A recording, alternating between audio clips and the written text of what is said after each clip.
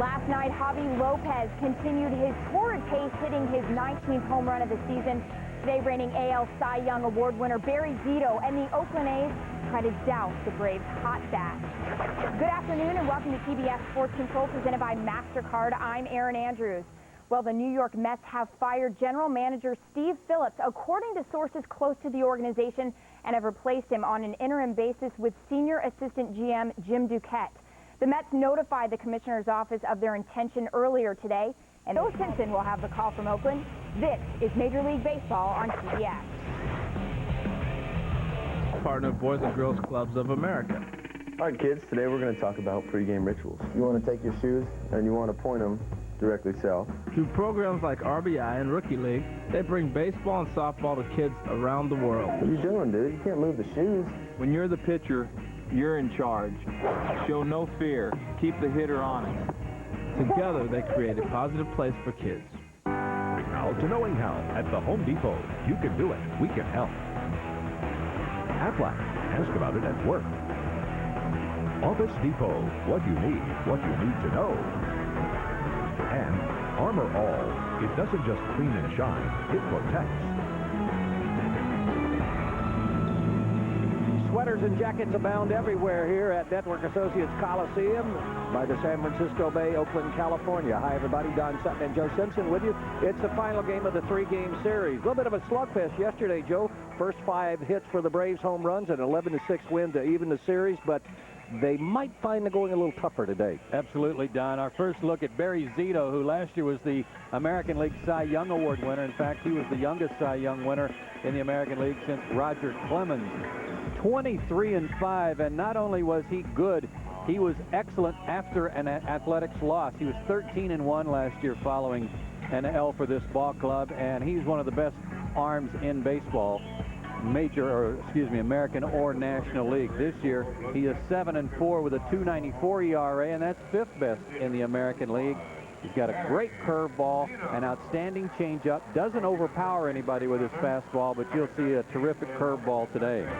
Here are today's starting lineups brought to you by Kia and the all-new Sorento SUV. Kia, make every mile count. And you can see that Rafael Furcal is not in the lineup. He was scratched just moments ago with a sore forearm, and we'll tell you why shortly. You see the rest of the lineup. Javi Lopez DHing, Henry Blanco inserted into the lineup to do the catching, and once again Chipper Jones out of the lineup with a sore wrist, so Darren Bragg is in left field. We'll give you the defense in a couple of minutes. Barry Zito is ready to go, and his first pitch to Mark DeRosa, looped into left field where Terrence Long will gather it in. 1 pitch, 1 out. And along with Terrence Long in the outfield for the A's today, Eric Byrnes is in center. In right field, Jermaine Dye. The infield, Chavez, Tejada, Ellis, and Hatterberg. Ramon Hernandez doing the catching. And Zito, 25 years old, 6'4", 215 pounds, out of San Diego. Now in his 3rd year, he's a former #1 draft pick for the A's. Marcus Giles had one of those home runs last night. His first pitch to him is upstairs. His 8th home run of the year. Giles now with 35 RBIs and a good batting average of .327. This is Giles' 60th ball game, and he has 57 hits already. His home run last night is 8th of the year, just above the fence line and right on the foul pole.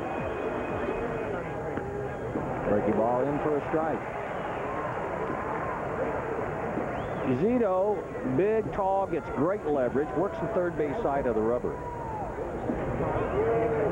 Off the fist, a lot of foul territory, but I don't know if Hatterberg will be able to chase that one down. He won't, and it's a ball and 2 strikes.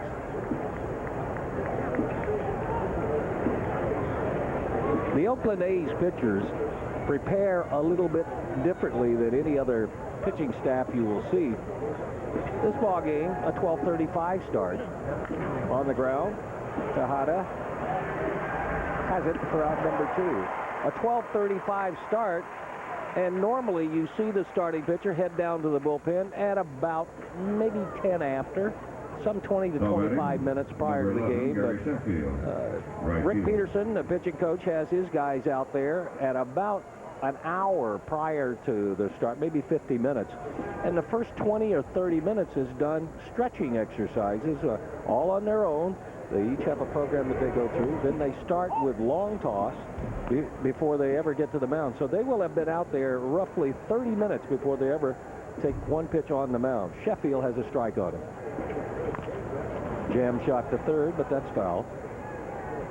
Borshab has had him right on the line. He's done a good job on Sheffield in this series. He's just 1 for 10, and they have kept the ball in on him. They've done it with off-speed pitches as well as fastballs. Back in there again, and it's 1-2. Sheffield's average at 345, 17 homers. Well on his way to a 100 RBI season. He has 53. That's drilled to left field with some carry and out. That's another one of those Gary Sheffield backspin homers.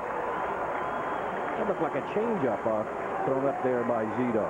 Zito was looking in the A's dugout like that's not supposed to happen.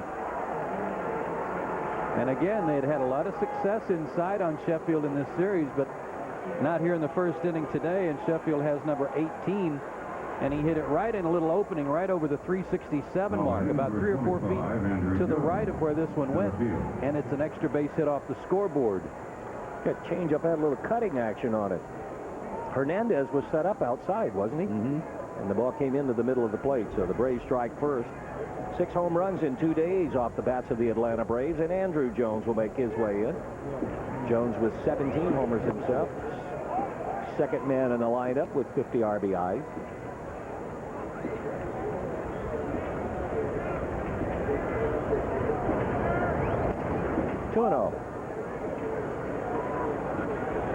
Zito 2-2 in his last 6 starts, and that's the 6th home run he's allowed over those 6 starts. And he also has walked 15 over that stretch. That's a high number for him.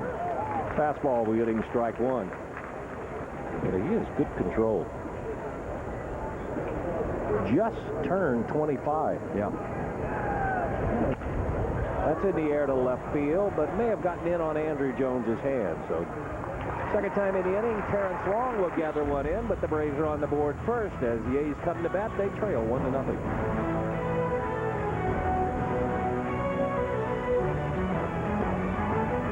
A special Sports Weekly over. Baca's lineup for the Oakland A's today, much like it has been for the first 2 games of this series. Byrnes, Hatteberg, and Tejada at the top of the order. Durazo, the cleanup hitter, and Jermaine Dye and Eric Chavez. Ramon Hernandez doing the catching. Terrence Long gets his first start in the series, and he'll be followed by Mark Ellis. And for the Braves on the mound, Shane Reynolds today, making his 11th start. He's 4-1 with a 5.43 ERA. And he will face Eric Byrnes to start it. Byrnes with a 6-game hitting streak. 9 out of 23 during that stretch. That's boosted his average up to 331. He's in the top 10 in the American League.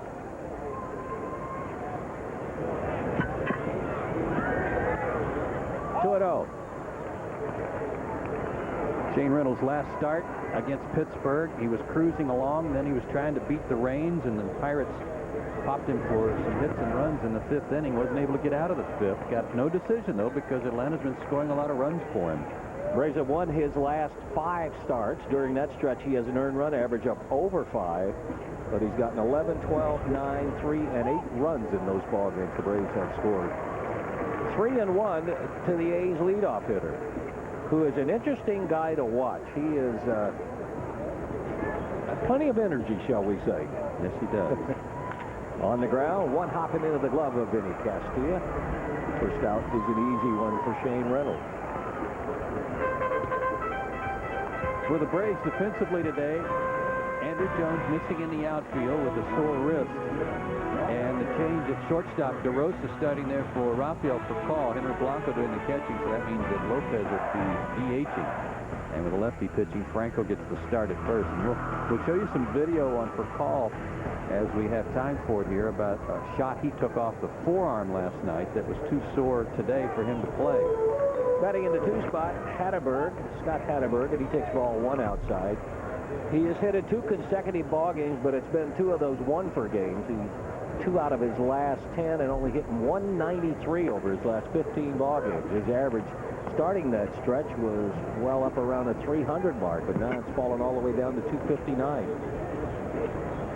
A line drive hitter, only 3 home runs. Changeup is wide, and it's 2-1.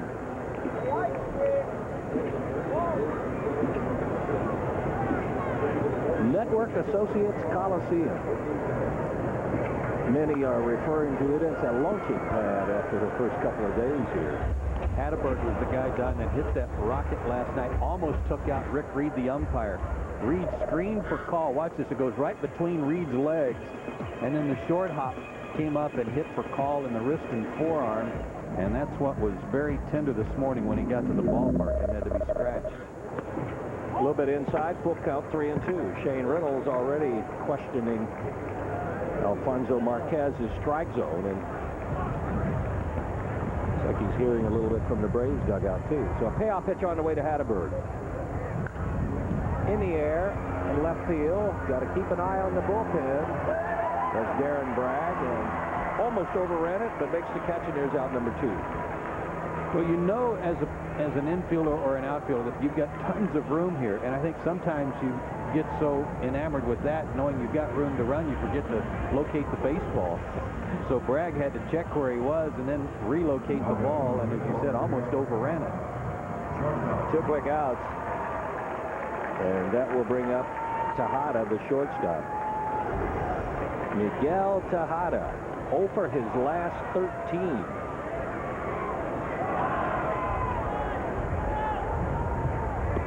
His best hitting has come against left-handers, but they haven't seen a whole lot of him. He's hitting .217 when a righty is out there. Even with the 0 for 13, he got off to a really slow start. He's batting .276 since the 1st of May. Could be a very easy inning for Shane Reynolds. 1, 2, and 3, and in order for the A's. End of 1-0.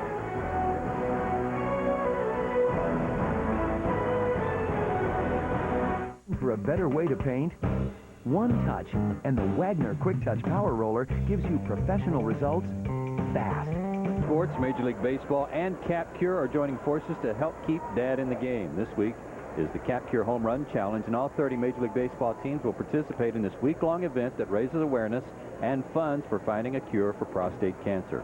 Pledges can be made by calling 1-800-547-CURE or by going online at www.capcure.org. Javi Lopez is one who's doing his bit.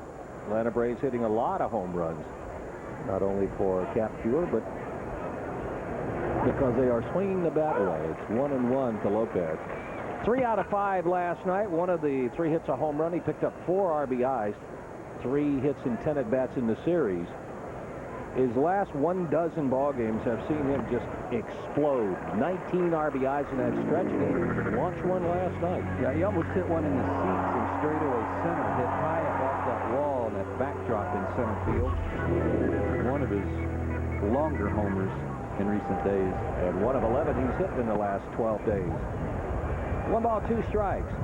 You got to see the velocity of Zito, as Joe pointed out when he was introducing you to Zito early in the ball game. We'll top out at 87, 8, or 9. It has a huge, big curveball, and there's a look at it.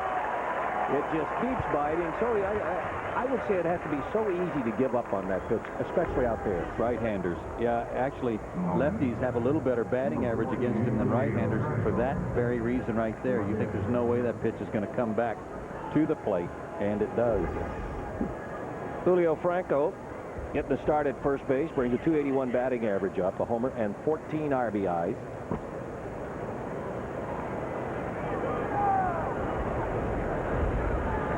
Jerry Sheffield and Vinny Castilla, the only 2 in the lineup that have had at-bats against Zito. And Castilla out in the on-deck circle. Franco, 2 out of 5 with an RBI yesterday. Let's roll right side. Late break by Zito. It's going to be a foot race, but the long leg eats up the turf, and there's out number 2. It's time for TBS in the Booth, powered by AOL for broadband. Do you have a question for us? Well, simply send us an email. We'll select a question to answer a little bit later on in the game. Just send your questions to the email address you see right there, MLB on TBS at AOL.com, and we would sure like it if you'd include your name and where you're from. So 3 in a row set down since the home run by Sheffield, and here is Vinny Castilla. Castilla, another one that went long ball last night. 2 out of 5, a homer and an RBI. Ball is low for ball 1. The 2 hits last night. paired with an 0 for 5 game that he had in the first game of the series.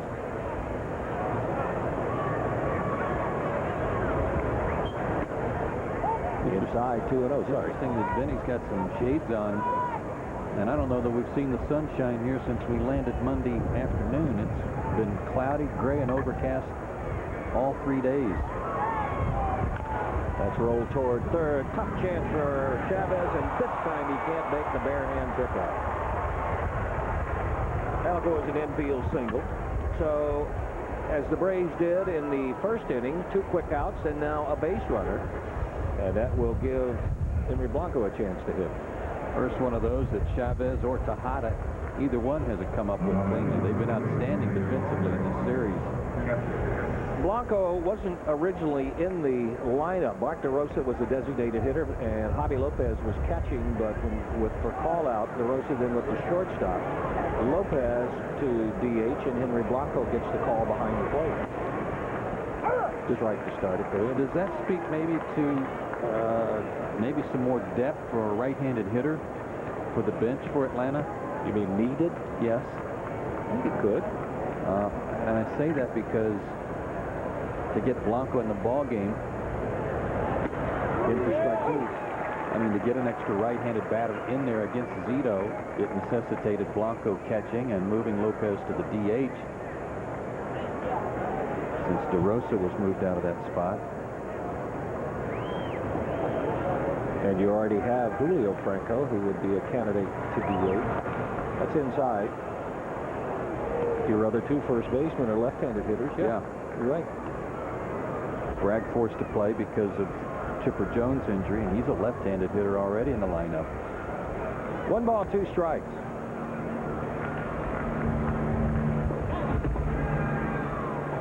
Zito with a decent move. This Oakland A's staff does a terrific job of holding the base runners on. They lead the American League in pickoffs. They have a terrific pitching coach in Rick Peterson and some guys who are very conscious and very, how shall I phrase this, passionate about all phases of the pitching game. Not just throwing the ball, but knowing what to throw, when to throw, where to throw it, how to help themselves with fielding, the mental edge in pitching, the astutes of pitching.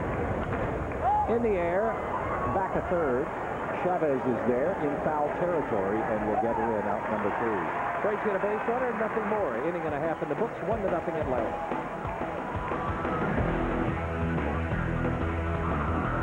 Wearing your heart on your sleeve, cap pullover, or your trench coat today if you're in Oakland, and lots more. School is out, a day game, and some kids at the ballpark. Looks like the rally monkey from Anaheim made his way up here. I'm sure the A's will appreciate that. Durazo to lead it off, then Dye and Chavez. Durazo brings a .288 batting average to the plate, thanks in a great part to a streak he's had in his last 13 ball games where he's hit over .370. A couple of homers, 5 RBIs during that stretch. Still outside for ball 1. Sometimes they kid him here about some of the reaches that he has at first base for the balls, and they affectionately refer to it as alligator arms. That's one I hadn't heard. Well, his offense is certainly dominated by play here at home. 31 RBIs at home, 7 on the road. And a 3-0 count as he stands there now. You used the term the other night, we heard pitchers umpires a lot, but very seldom do we call an umpire a hitter's umpire, and I think early on it looks like Mr. Marquez may be a hitter's umpire. There's a strike, and it's 3-1. Well, this is one of those sites for Quest Tech, that ridiculous electronic evaluation system that has everybody, pro or con, you either love it or hate it, evaluating the consistency of the umpires. Here's a 3-1 pitch to Durazo, and there's strike 2. Greg Maddox. How do you really feel about it, John? Well, I heard Greg Maddox talking about it on the bus last night, referring to, you know, what would be considered an okay number for pitches to miss during the course of a game. Outside, there's ball 4. Go ahead. And his answer was, he said, I think around 10, because let's take 100 pitches, for example. He said, you know, you figure 50 of them are going to be swung at and hit or missed. And when you divide the rest of them between the two teams, if you miss 5 aside, you know, that's probably a pretty good night for a guy. And I'm not sure what the Questec is trying to get the umpires to do. I don't know that if it conform, they already know where the strike zone's supposed to be. Here's Dye. Dye won the ball game, a home run in the first game of the series on Tuesday night here. It was his second home run of the year. He's 3 out of 6 against Shane Reynolds. 9 RBIs. A modest 2-game hitting streak, but that's good news for the Oakland A's. Dye has been battling problems with his knee and is trying to get back into a groove. 4 out of his last 9.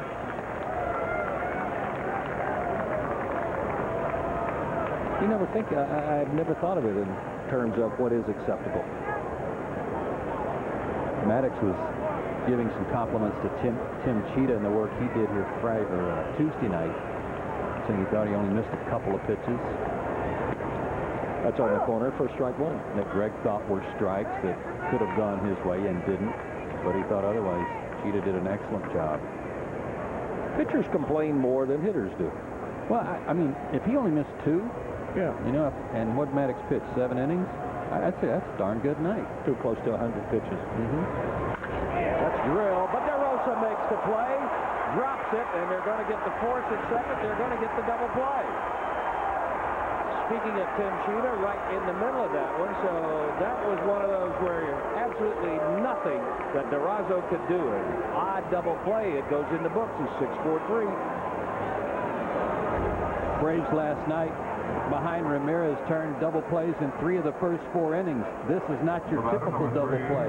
DeRosa made a terrific grab and couldn't hang on to the ball after he landed on the dirt. So that worked in his favor. Jermaine Dye thought he was out. He looked away, thought, boy, I hit that right on the nose. And then he heard the crowd yell and didn't know what happened. Shane Reynolds can go back to the windup, and his first pitch to Chavez outside for ball 1. A .261 hitter, a dozen homers, 30-plus RBIs, and 1 for 2 in his only matchup against Shane Reynolds. There's a strike at the letters, 1-1. This is an interesting setup. The Braves really putting a shift on for Chavez. Last night with a left-handed pitcher, he proved he'd hit the ball no matter where you pitched it.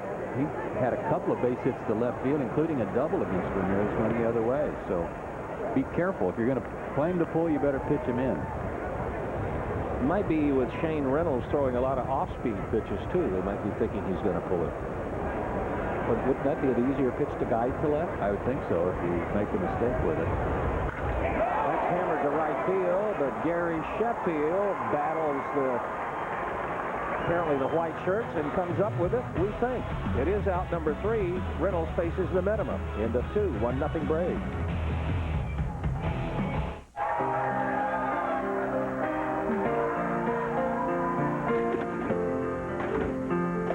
Your memories are priceless.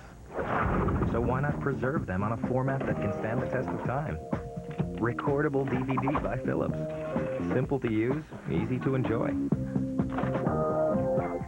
The third inning, the sun is trying to peek through, but the marine layer that is here a lot in the summertime won't allow it. Darren Bragg to lead it off. A 119 average for Bragg, a frustrating year thus far offensively. The first one is high to him, and when you're going like that, doesn't it just happen that you get a chance to play, which is great, but you're going against a left-hander, and Bragg only 3 for 16 against left-handed pitching. There's strike 1. Well, I think his last 3 starts. Al Leiter, Ted Lilly last night, Barry Zito today.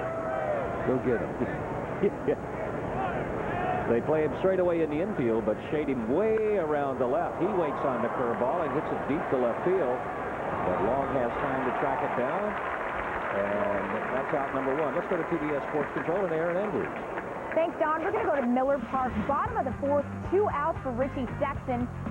Crushes Carl Pavano's pitch the other way. That's his 20th of the year, tying him with Adam Dunn for the NL lead. He's one behind Carlos Delgado for the Major League lead.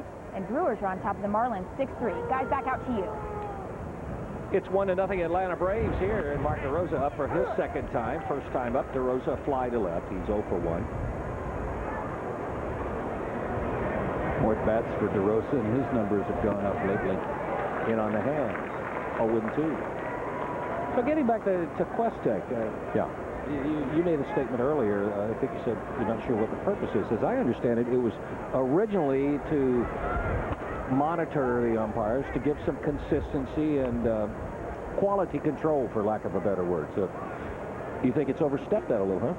Well, I just think that Now back a second, it should be an easy out number 2, and it is.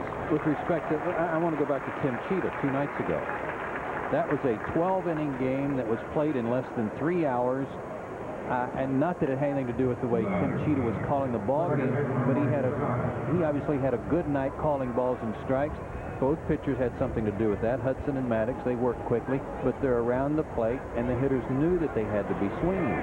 Marcus Giles in with 2 outs. And I think his call of the ball game has something to do with that, too, kind of establishing some framework about, hey, I'm giving these 2 pitchers with good control the corners. 2-0 to Giles. And hitters will make adjustments accordingly, as they have since the inception of the game with whoever's umpiring. You don't need an electronic device to tell you that. 3-0. And I think another statement I had read from Major League Baseball was that it was to ensure enforcement of the strike zone as it is written in the rule book. There's a strike. Okay, so what do they need? Does Major League Baseball need this machine to fire a guy who's not capable of calling it? That's what supervisors are for. They're there to watch and see how a guy calls the game. If they don't call the strike zone, bring in somebody else. 3-2. Oh, I love it when you get passionate about something. I just don't like the electronic nonsense. Well, Greg Maddox tells you a guy's done a good job. Maddox is as much a thinking player as you will find. Giles stays alive. Yeah, that's good enough for me. I don't need a machine to tell me if a guy that's been out there throwing 100 pitches knows.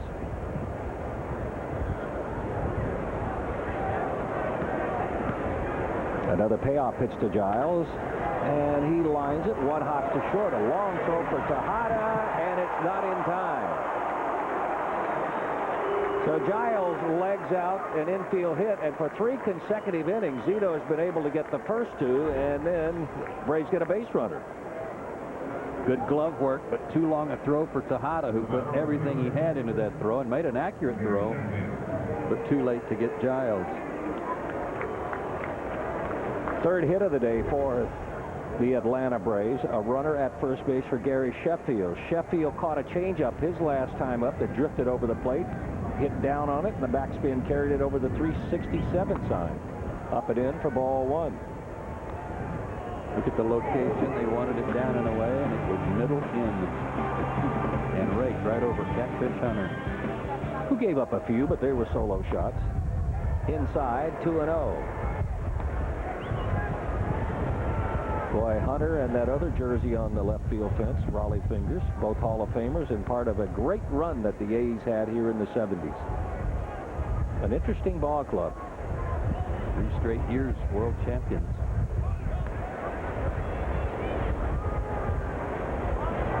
Outside, 3-0. Feel kind of like the shake and bake commercial there. And I helped. Those 3 straight years. One of the years they beat the Dodgers. Outside, 4 in a row out of the strike zone. They're at first and second. Now for Andrew Jones. Andrew Jones ended the first inning with a fly to left. Ken Maka making the note in his notepad. Andrew Jones, about 1 hit away from leapfrogging up over 300. He's at 297. But he's climbed into the top 10 in the RBI total.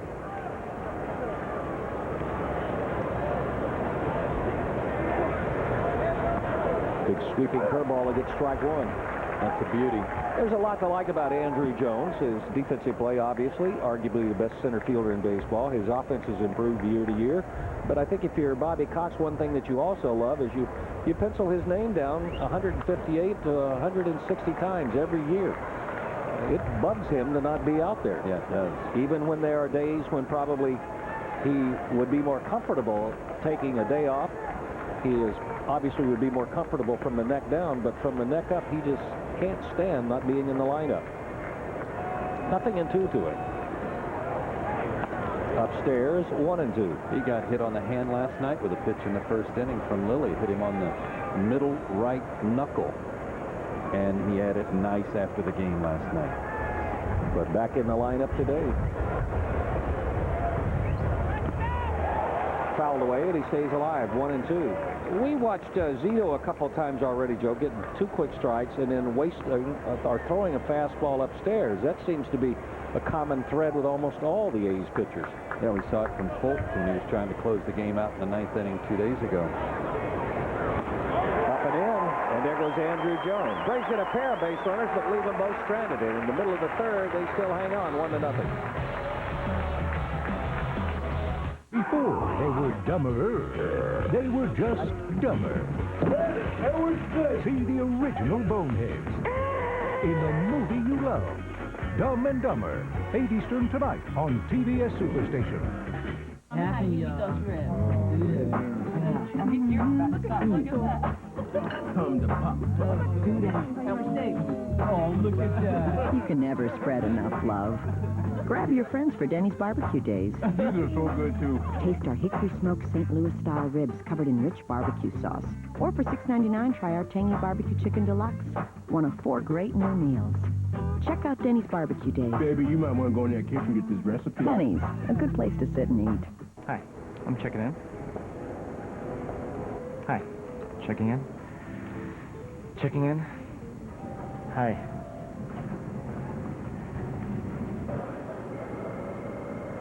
Good morning, sir. Checking in. At Hotels.com, we check out a wide range of hotels, so you get the best price and exactly what you want in a hotel. Hotels.com. Best prices, best places, guaranteed. Imagine the perfect SUV. It would make you feel secure. It would be built to last. It would cost much less than you'd expect.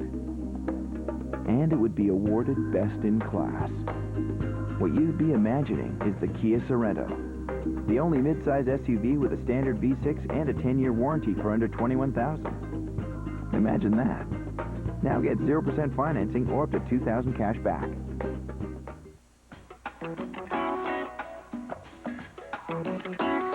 Michelin designed the cross-terrain SUV tires specifically for SUVs to help provide responsive handling and a smooth ride. You'd be surprised just how smooth.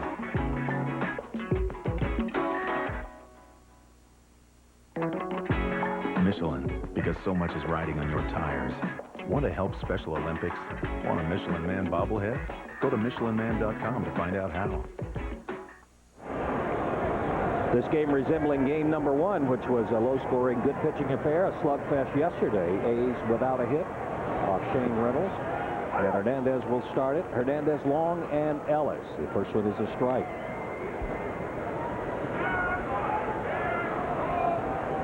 .266, 7 home runs, 1-1. He had a Sheffield-like home run here last night that landed on the steps out in left field. A low liner.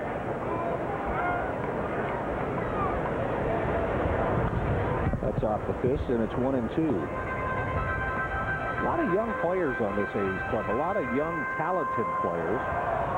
But if you check the track record of the the Oakland A's, they sign a lot of college players, and they get players to the big leagues in a hurry. Hernandez out of Caracas, Venezuela. He's only 26 years old. Just turned 27. That's in the air to left field with a little carry on it, but room for Bragg to gather it in, and there's out number 1. Hey, fans, did you know that MLB.com is the #1 site for Major League Baseball fans? I go there every day. There's a lot of information. Some of the teams, too, all have good websites, but some of them are absolutely terrific websites. A lot of information there, including community events from the ball clubs and ticket specials. Yep, front office personnel, promotions. It's a terrific website. Here's Long. Up for his first time. He brings a .240 batting average to the plate. Terrence Long. He's an old-timer on this ball club. He's 27 years old. Out of Montgomery, Alabama, and still calls that part of the world home. Went to school in Millbrook High School, originally with the Mets. Been with Oakland since the middle of the 2000 season. And for the first couple of years, up over 280. Last year, it fell off a little bit. Still carries about a 270, 275 batting average for this ball club.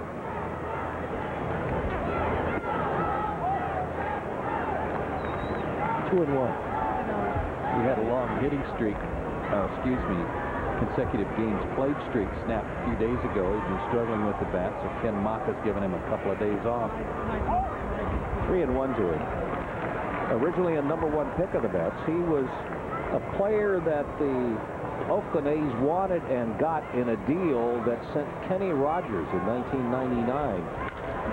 That's back up the middle, and DeRosa is there. So there is out number 2.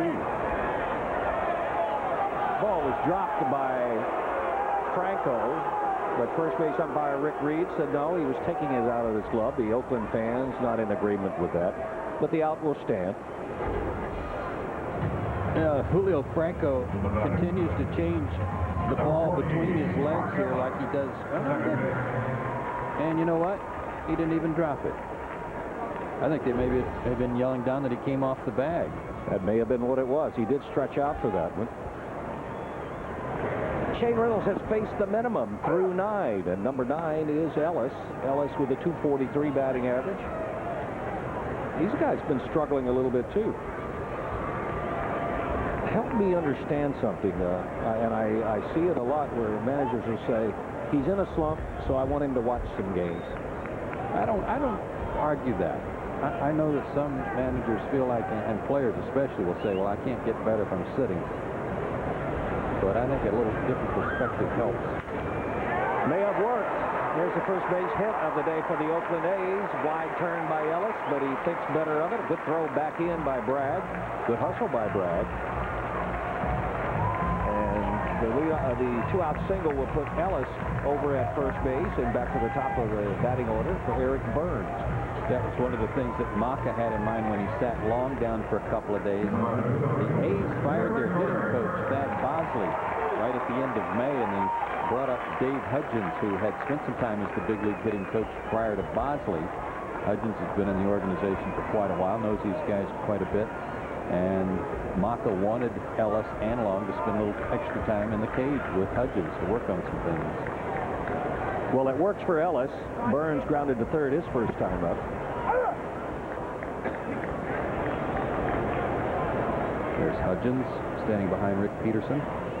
Class is in session right now. Yeah, talking to Long probably about some things they've been discussing in the cage. 0-1 to Byrnes. 1-1.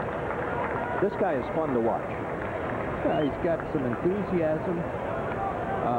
I've never seen an outfielder run from the dugout to the outfield and run to such a deep spot to start warming up between innings. You got to run about a quarter of a mile just to get from the dugout to the playing field here in Oakland, and he goes out to deep center. Reynolds 1-1 pitch to him. That's at the right center field. A long run for Andrew Jones, and it's Gary Sheffield who moves under it. So put a scare into the Braves bench, but nothing of it. And at the end of 3, 1-0 Atlanta. He thought it might, a 1-1 ball game. And Javi Lopez, who struck out his first time up, grounds out on the first pitch of the 4th inning. Hey, let's tell you about our Aflac trivia question today, as we always do in the 4th inning. Which 3 teams have been involved in the only 2 4-pitcher no-hitters in MLB history? That's a good one. Of course, the Astros last night with a 6-pitcher no-hitter over the Yankees. An odd one in which their starting pitcher, Roy Oswalt, only pitched an inning. So it was a stat no-hitter. Julio Franco grounded out his first time up. And apparently one that ticked off everybody with the Yankees. You seldom ever hear Joe Torre being in a bad mood, but he was in a foul mood after that ball game. A lot of strikeouts for the Astros last night over the Yankees. Franco takes a strike and the count 1-1. Torre said it's the worst ball game he's been a part of since he's been on board with the Yankees.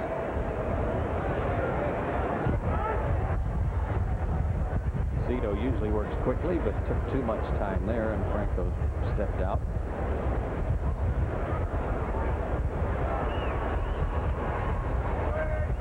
Curveball hit hard to Tejada, who handles the hop. He had the hop to handle the hop. 2 down. Let's send it to Aaron Andrews for an update. Okay, Joe, we're going to go back to the Bronx. Bottom of the 8th, bases loaded. Score tied at 5. Alfonso Soriano bloops one off of Octavio Dotel to right. Hideki Matsui scores what would be the eventual game-winning run. And guys, Mariano Rivera threw only 10 pitches in the 9th for the save. Back to you. So the Yankees are back on track. Their first hit of the day, by the way, a bunt single by Derek Jeter in the first inning to snap any thoughts the Astros had of a no-hitter today. Vinny Castilla singled his first time up. Had a little swinging bunt single down the third base line. 3 for 11 in the series with a homer.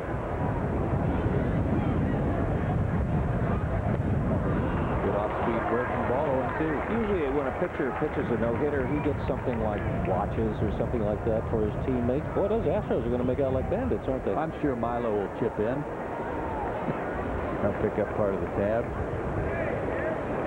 Veteran broadcaster for the Astros, Milo Hamilton.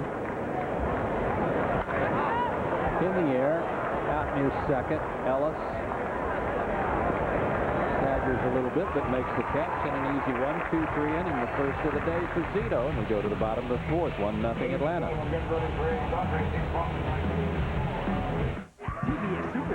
All games so far as we go to the bottom of the 4th.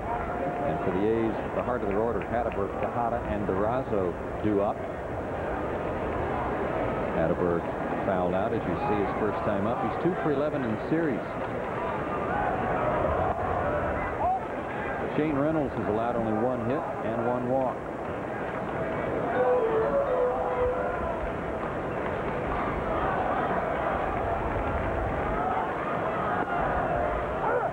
He hasn't thrown many pitches like that. That's split the heart of the strike zone. He has been either on or right around the corner with almost every pitch. As good as he's looked in a long time. And pitching on regular rest for the first time in a while. Misses high, 2-1. Braves play Hatteberg to pull with Castillo way off the line at third. More balls than strikes for him so far. That's unusual, having allowed only 2 base runs. 3-1. And only 1 walk, but he hasn't given in when he's been behind. He's gotten outs on good pitches. With a 2-0, 2-1, 3-1 counts, he's made some good pitches. In the air, that should stay in play for Andrew Jones this time. 1 out. Let's refresh your memory after our Aflac trivia question. And here it comes. What 3 teams have been involved in the only 2 4-pitcher no-hitters in Major League history? Well, I guess the fact that we're here in Oakland might lead you to believe that Oakland is one. Baltimore and California the others. The A's against the California Angels threw one. Vida Blue, Paul Lindblad, Raleigh Fingers, and Glenn Abbott back in '75, and then the A's had one tossed against them 16 years later by the Baltimore Orioles. Malachi, Flanagan, Williamson, and Greg Olson shut the door. Miguel Tejada grounded out his first time up. 1-0 the count. Excuse me, 0-1 the count. That's a terrific Aflac trivia question, and I happen to know for a fact that Brian Moyer spent the better part of yesterday researching a terrific question for us today. Had nothing to do with that one, but he was researching a terrific question for us. But he was studious. Yes, he was. On the infield, who wants it? Castilla says he does and makes the play. Vinny Castilla taking control there. 2 down, and Tejada's hitless streak reaches 15. He took control and was supported by Shane Reynolds. You know, Rafael Furcal would have loved to have been in the middle of that, but when Shane Reynolds saw that ball go up, he took a look at where he was, then took a look around him, and he heard that. Vinny Castilla yelling, and then Shane Reynolds took up the chant. Pitcher's got nothing to do but be a traffic cop. Never any reason for any collision. Just make sure somebody is calling. You keep calling his name. Good job by Castillo there, too, not backing off. Durazo walked his first time, takes low, ball 1.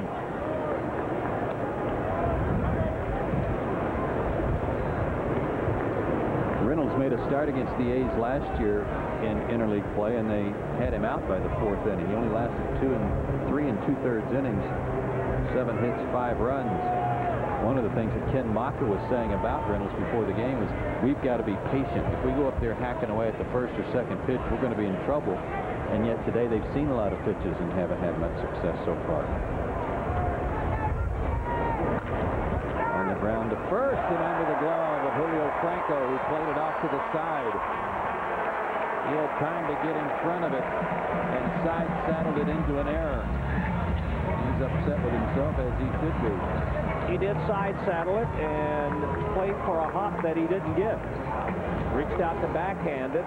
Watch the ball skid under the glove. The glove is up off the ground. He never got the hop. Almost got hit on the ankle with it. So Durazo aboard on the error, and Jermaine Dye, the batter, and he lined into a double play his first time up, and not the typical line drive double play.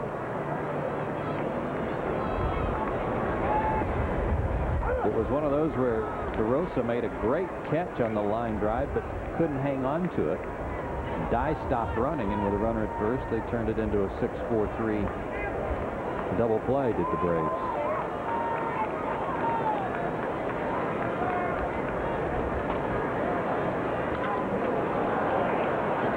Out of play or not? No, this one's going to reach the seats and out of the reach of Henry Blanco. You were talking about what Ken Maka wanted the hitters to do. Well, they have been patient to get to a hitter's count, but impatient once they get there. They chase pitches that were not hitter's pitches when the count was definitely in their favor. A lot of 3-1 outs, a lot of 2-0 outs. Eric Byrnes, you saw pacing the dugout just to make sure that he's kind of like a shark over there. He can't sit. He sits, he dies.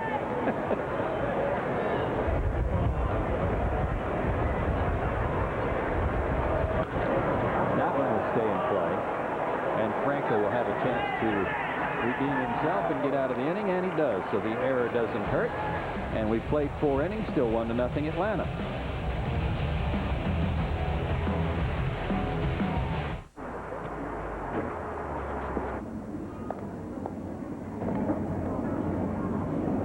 Baseball on PBS. Brought to you by Lamisil AC. There's no better way to cure athlete's foot. And Office Depot. What you need to know. We go to the 5th inning, and Henry Blanco takes a breaking ball for ball 1 from Barry Zito. Blanco fouled out his first time up. Been a lot of those in this series. And that's out of play, 1-1. Barry Zito, I was curious about his number 75 and why he picked that one, and I am told today that he wanted number 12. That belonged to Terrence Long. So he went with 75 with 7 plus 5 equaling 12. I can think of some others, though, like 39, but that's the manager's number. 48. No, he could have had 48, except that's the hitting coach's number. 111. Yeah, that could work. 75 looks like he was the last guy to get a locker and number at spring training. Yeah, he's at some prime real estate in that locker room. They just walked Blanco to lead off the 5th inning, his second free pass of the day. See how the Braves play it with Darren Bragg here. Bragg 0 for his last 18, but he hit the ball hard his first time up, a deep fly to left. Zito averages a little bit better than 3 walks a ball game, so 2 not that big of a deal. 54 and 21 in his career. That's the best winning percentage of anybody in baseball with at least 50 wins. Bragg looks like he's going to bunt, but instead of throw to first. You know, another number that I think is very indicative of the job he's done. He's made 97 starts coming in today. There are 41 games over 500, 69 and 28 in his start. Yeah, that's pretty impressive. Yeah, not only he may not always get the win, but he and Tim Hudson are both guys that have a tremendously high percentage of their games that their ball club wins. They're three of the best. Mulder, Hudson, and Barry Zito are three of the best you're going to find. They're polished at a young age, too. The 0-1, Bragg still bunting and bunts it right back to the mound. Zito picks it up barehanded, and they get the lead runner. Sacrifice does not work. 1 out. And Zito took a chance there by picking the ball up barehanded. They do that a lot around here. Yeah, he sure did, because you know, you want to get an out. That bunt was a little hard, but he had to come a long way to get it. But he had already committed with his turn, the barehand pickup, and a good play at second. Because Blanco was getting awfully close to Tejada, and that's close enough to bump him. Marcus Giles. Excuse me. Mark DeRosa. 0 for 2 today. Tossed up his last at bat. He's also flied to left. That was the changeup you had talked about. So he has worked all 3 of his pitches in against the Braves hitters with success on the first pitch. Had his drop over behind the Braves dugout. I think you were saying in your introduction of Zito that we hear so much about his curveball, but his changeup is a good one. Well, he pitched a gem against the Phillies, and his manager, Ken Maka, was a little concerned. I think he was working on a one-hitter through 4 or 5 innings, and he kept asking the pitching coach, when's he going to break out his curveball? When's he going to break out his curveball? Because I guess you get so used to seeing the good one, he hadn't seen a curveball. I think Rick Peterson was telling me he had thrown 1 through 4 innings and was pitching a one-hit shutout. So he didn't need it. No, he knows how to pitch. He goes out there, as do the other A's pitchers, with a book, with a plan, where they want to put the ball and where they want to stay out of it. It's not necessarily that he has to have a good curveball, but he's able to follow the book, follow the plan very successfully. Some of that, though, Don, at what point does that become so calibrated and scientific that you go to the end of the game with a game plan, and all of a sudden they want you to pitch to a certain spot to this guy? They found a weakness. That might be 2. 1, 2, double play. Good turn by Ellis at second base. I'll get back to my thought in a moment. We go to the bottom of the 5th. Still 1-0 Atlanta. Saturday morning.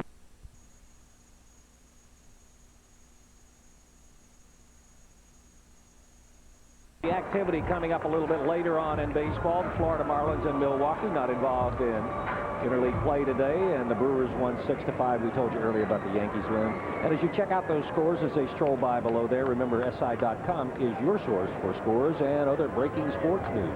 That's another good website. Yes. A lot of good info there. This is Eric Chavez leading off for the A's in the 5th inning. He lined to right, hit it hard right at Sheffield. His first time up, he's hit in 9 straight. He had an interesting quote in the paper today talking about himself. He said, you know, I'm kind of a slow starter because it takes me a little bit to figure out that I'm a pretty good player. It took me a couple of line drives is what he meant. I hit the ball up hard a few times and I realized, oh yeah, I can do this. That's usually the opposite. That's an opposite ego trip from most Major League athletes. Yeah, I really appreciated it. I thought that was terrific. Oh, got it. Off the leather, I think. Reynolds will make Chavez run down the line, but he throws him out. 1 away. If it's not off the leather, then this is going to be a sore shin skate save. Right back at him. Let's see if we can find out where it got him. May have gotten him on the inside of the left leg. Hard to see from that angle. Here's where you'll be able to check it out. Off the leather.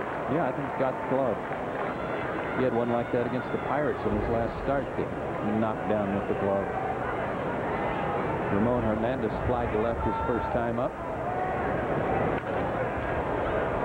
Hits that hard down to the A's bullpen.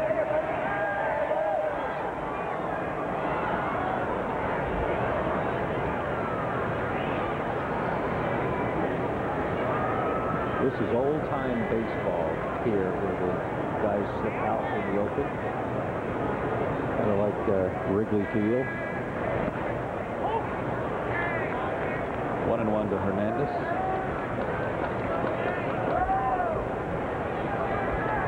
So for the Atlanta Braves down the right field line. The A's have an outstanding home record. They're 20-9. The A's and the Braves, the only teams that are not in double digits in losses at home. And the A's are on a long stretch of games where they get to stay home. After Atlanta today, Montreal comes to town for 3. Then an off day. Then Texas comes to town for 3. That should be playable on the infield. Who wants this one? It's Franco. 2 down. Let's send it to Aaron Andrews for an update. Well, Joe, John mentioned the final score in Milwaukee. Let's show you how it happened. Bottom of the 6th, 4-3 Brewers. Runner on second for Wes Helms. And there's a blast to left. That's his 11th of the season. Brew Crew go on to beat Florida 6-5. Guys, back to you.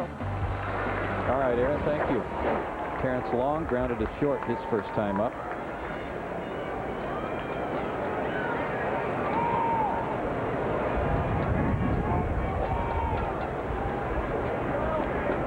Shift on for him on the left side of the infield. He takes ball 1. But the good thing for the A's to continue their schedule is that they have the Giants at home.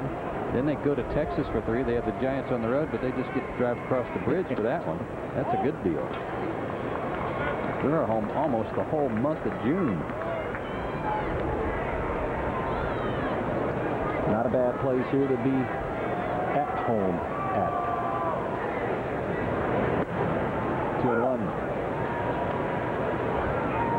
We'll be with you tomorrow night from Safeco Field in Seattle. I'm anxious to see that ballpark. Boy, I hear so many good things about it. Russ Ortiz against Freddie Garcia. Braves and the Mariners hook up for the first time ever. Hard hit up the middle. Backhanded by Giles. The leap, the throw. Didn't get him. The ball in the dirt, not dug out by Franco. And then they throw back to first. Good hustle by Blanco to back up the play. So Long has an infield hit, but Giles almost turned in a gem. And Henry Blanco had to go a long way to back this play up. Giles, a long way to his right, jumped, still got a lot on the ball, but an in-between hop up over the glove of Julio Franco. Out of nowhere comes Henry Blanco. If he doesn't get that, that's into the Braves dugout, and A's would have a runner at second with 2 outs. That's one of those where the catcher does that 100 times, and you wonder, why do I continue to do this? And the one time that you don't, you get burned, but Henry was there. Mark Ellis singled his first time up. Snapped an 0 for 7 for him. 2 out, runner at first, 1-0 Atlanta. Single on an off-speed pitch that was left inside. One of the few off-speed pitches that Shane Wills has kept out of the middle of the strike zone.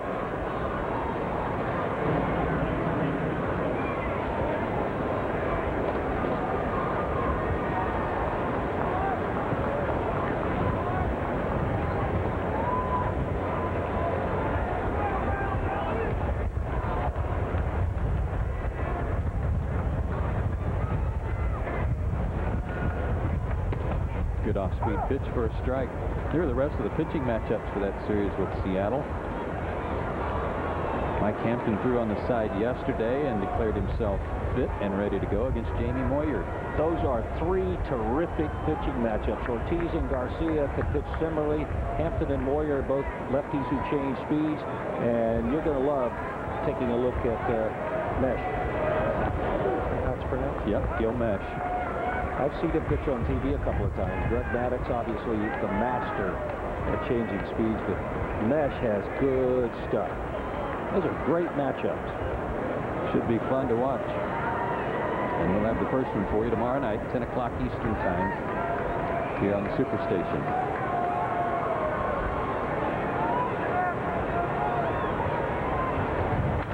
In the air to center, Andrew Jones got turned around, but he adjusts. And is there for the catch, and the inning is over. No runs to hit, 1 left. We go to the 6th inning of play. Still 1-0 Atlanta. Hey, shut up, y'all! Hit 1 out. That has been the story. That may be the most uncluttered game summary we've had all year. Marcus Giles leads off for the Braves. Giles, Sheffield, and Andrew Jones, the heart of the Atlanta order. Giles 1 for 2. Heard another interesting story about Barry Zito today. His parents, very musically inclined. His dad, in fact, an arranger, and his mom a backup singer for the late, great Nat King Cole, I believe it was.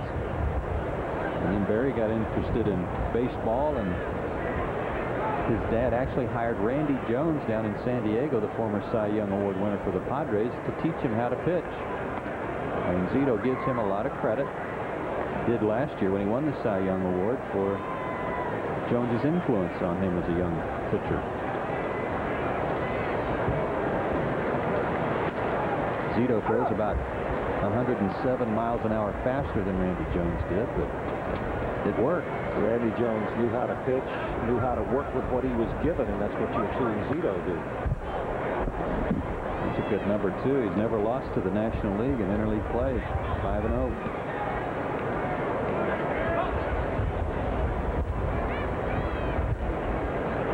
Full count.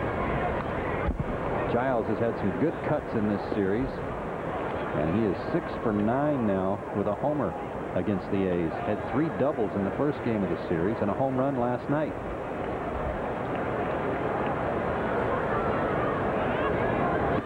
Struck him out with a fastball. Was that one of those upstairs pitches? I think it was, up near 90 miles an hour. Got him his 3rd strikeout of the ball game. They've thrown him some off-speed pitches, have gone down, and that one right around the letters and in on the hand. That's a good spot any count. Boy, you could put it there, 3-2. That should get you down. You see the look on Giles' face? Yeah. He knew he shouldn't have swung. Yeah. Sheffield homered. One of the Gary Sheffield laser homers over the left field wall his first time up. He's also walked. Got in on him with a fastball, and Chavez makes the play. Way over there by the bullpen mounds. 2 out. In most ballparks, Gary Sheffield would still be up there hitting. There's just so much foul territory here between the stands and the line and between the dugout and the line. That's got to be worth, with a guy like Zito, that's got to be worth, I'd say, 3 to 5 outs a game, maybe. Yeah. Already a bunch today. Andrew Jones has popped up and struck out. Sends a fly ball to deep left. Terrence Long looks up. There is another homer for Atlanta, and it's 2-0. That looked like a hanging off-speed pitch that Jones was fooled on, but got under it. And Andrew Jones has his 18th homer of the year. 12th allowed by Zito. Both of them today coming on quite similar pitches. They were change-ups. The one that was to Sheffield drifted out back over the plate. This looks like it might have been the same. It did. Up around letter high, and it just had a little cutting action on it and drifted right in the middle of the strike zone. Well, he better forget about that pitch and make a good one to this guy, because he's been the hottest home run hitter, and that's Lopez, who is 0 for 2 today.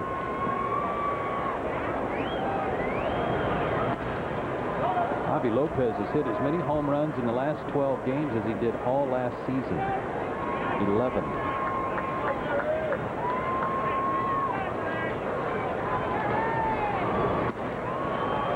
Thought about a home run, but was too quick on that off-speed pitch. 2-1. And he got the changeup up there. Did you see Hernandez reminding him, trying to get him emphasizing, get the ball down? He pats the ground when he wants that off-speed pitch. Fought that one off to deep left. Long goes back again, leaps up, and what a catch! Terrence Long robbed Javi Lopez of a home run with a tremendous play, leaping and crashing into the left field wall. Perfect timing. We go to the bottom of the 6th. There's never been a better time for baseball. And this is the place you want. Caesar salad and Aflac. Ask about it at work. That's the USS Hornet, docked right off the shore here in Oakland, and it's now a museum. As we return to action, and Eric Byrnes leads off for the A's, top of the order in the 6th for Oakland. Braves on top 2-0. Byrnes 0 for 2 today. Hits that hard, but straight up. And Sheffield is there, 1 out. Take another look at that catch Terrence Long made. It was a terrific play. And he ran a long way, knows he's going to hit the wall. Just kind of collapses with his back against it. Ball definitely up over the fence. What a terrific play. Look how far he had to go. And he can't take his eye off the baseball. That was just great timing. And Lopez robbed of a home run that time. Scott Hatteberg has popped up twice, once to left, once to center.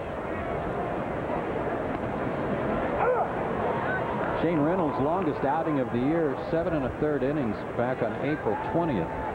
And the Braves bullpen could sure use a lengthy outing by him again today. They've been used a lot. Another pop-up for Hatteberg. This time it'll be DeRosa. 2 out. You mentioned earlier, good play by Vinny Castilla taking charge of that ball behind the mound. That was a good play right there by DeRosa to take charge, a little bit better angle. Vinny Castilla was backpedaling with the ball over him, but DeRosa with a side, it was an easier play.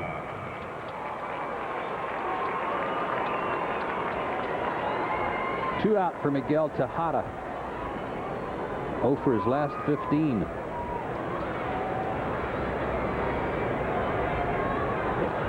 Billy Beane and the A's making it clear they were not going to sign him as a free agent at the end of this year, and I wonder how much that's affecting him mentally, Don, with his numbers being down this year. I don't know. It could, but that conversation took place, I believe, before and during spring training. And to his credit, he handled it right. He said, okay, so my job's to go play. I can't worry about it.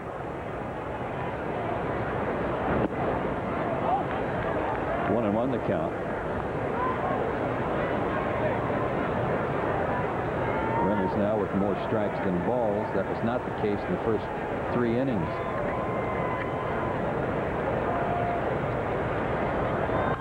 Fouled back, and the count goes to 1-2.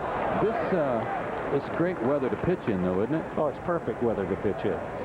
Because anytime it's cooler, maybe you don't actually keep your strength more, but you get the feeling that you're pitching with less effort, and I believe you feel like you can throw better, more efficiently, and last longer. Or I've always felt that way. Most of the pitchers I talk to like it when you don't feel like you're going to sap yourself in the heat. 2-2. It's unusual here, too. A lot of the players live inland, just over the mountains. It's probably a 20 to 30-minute drive. But I think we started the game today with the temperature in the 50s. Yep, 58. It's probably upper 80s or 90 just 20 minutes away. Huh. Hard hit down the line, hooking, foul. Interesting to look at the way the Atlanta defense was set up on the infield on the left side. They're really giving him the hole between short and third. Castilla playing near the line, expecting Tejada to pull the ball if he hits it that way.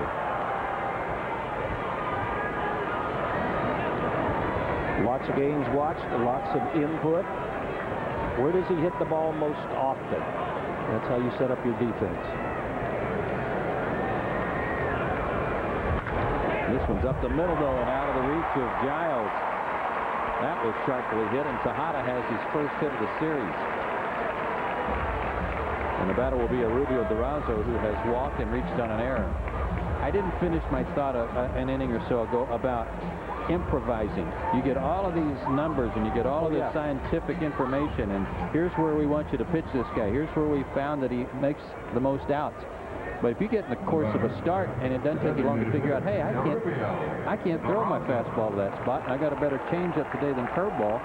Are these guys allowed that ability to improvise? Oh, yeah, that's one of the reasons I said earlier they're students of the game. It is information, and it's something for them to work with. More often than not, it works.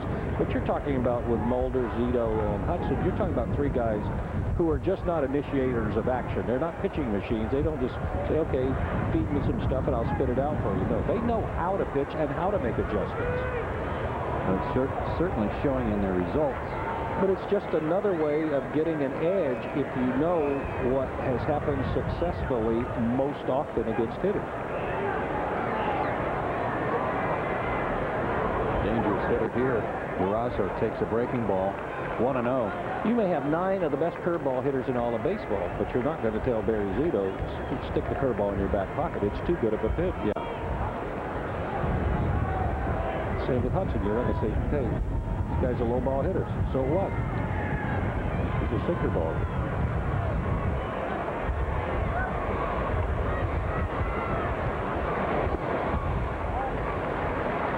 Reynolds trying to be careful to Durazo. It misses outside 2-0.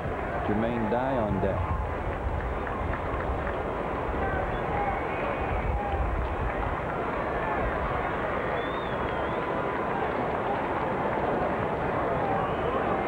Durazo 3 for 10 in the series.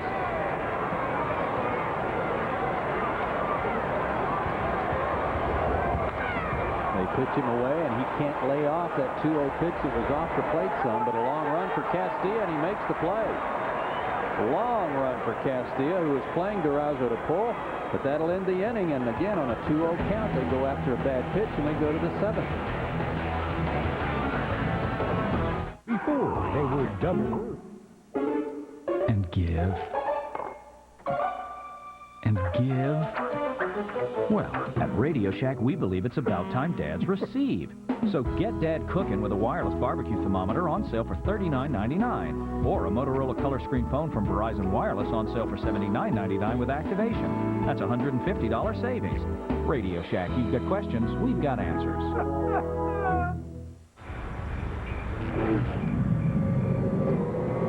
You see an energy crisis crippling a city. At Franklin Templeton Investments, we saw a chance to uncover value in a troubled utility through the hands-on approach of our Mutual Series fund managers. Generating returns for shareholders in situations like this requires a unique perspective, the kind that has made Mutual Series a leader in value investing. Franklin Templeton Investments. Gain from our perspective. 2-0 Atlanta as we go to the 7th, Don. And Julio Franco to lead it off. He's 0 for 2, a couple of ground outs. 1 over to first and 1 to short. Franco, Castilla, and Blanco. Let's take a look at our Franklin Templeton super card for Julio Franco. There's the 3-1 pitcher covering and 6-3 short to first. 2 balls and no strikes. Only 7 hits in the ballgame. Braves with a single run in the first, added another one in the 6th. Both home runs, 4 hits for the Braves, 3 for the Oakland A's. It has been good pitching on both sides today. In for strike 1. 88 pitches for Zito. As I understand it, the Oakland A's are not a pitch count team. Obviously, they are aware of it, but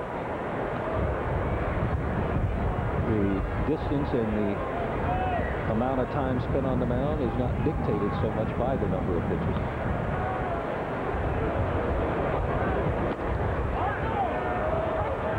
He went, and it's 3-2. According to Rick Reed over at first base, I think Julio Franco is not in agreement. Let's see if we can get a picture here. I think he did go far enough. Good call. Full count. Julio was trying to sell it, but Rick Reed wasn't buying.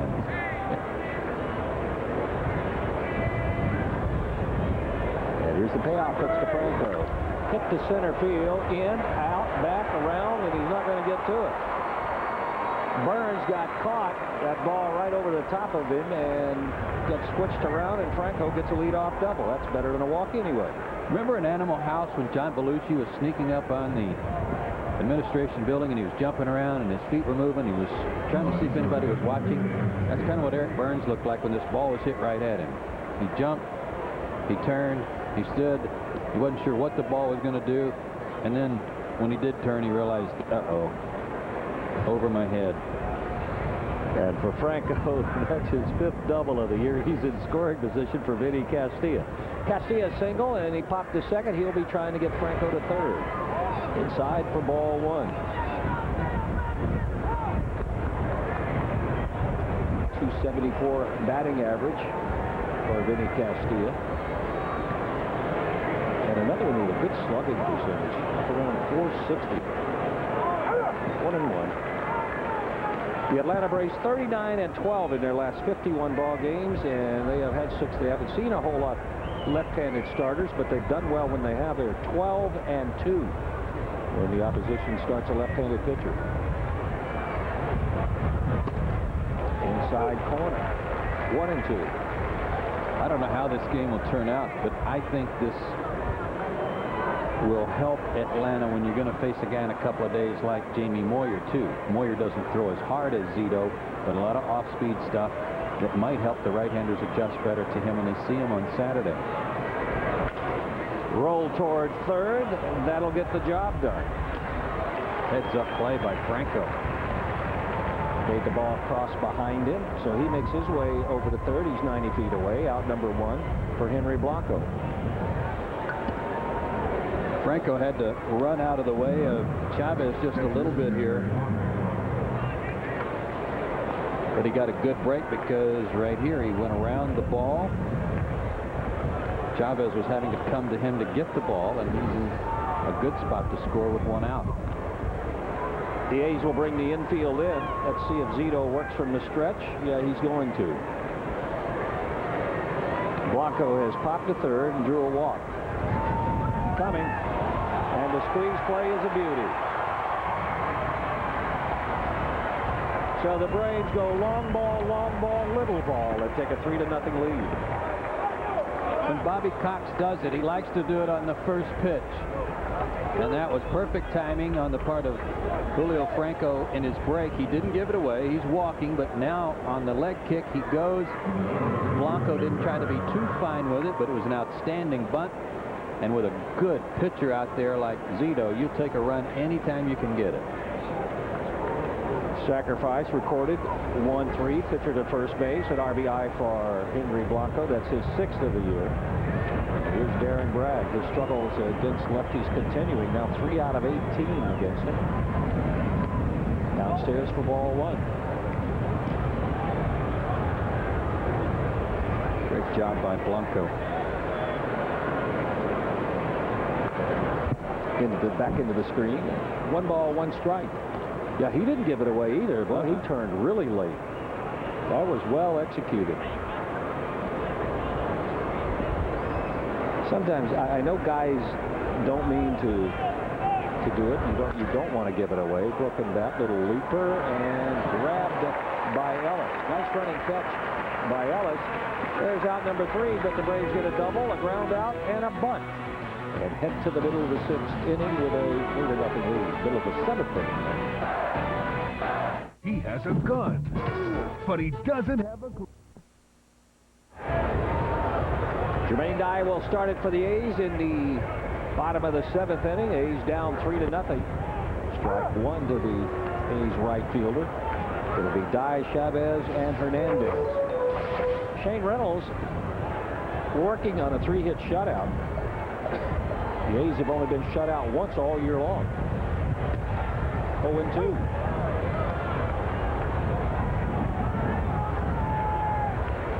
The Oakland A's in 2nd place in the American League West, 7 behind the Seattle Mariners.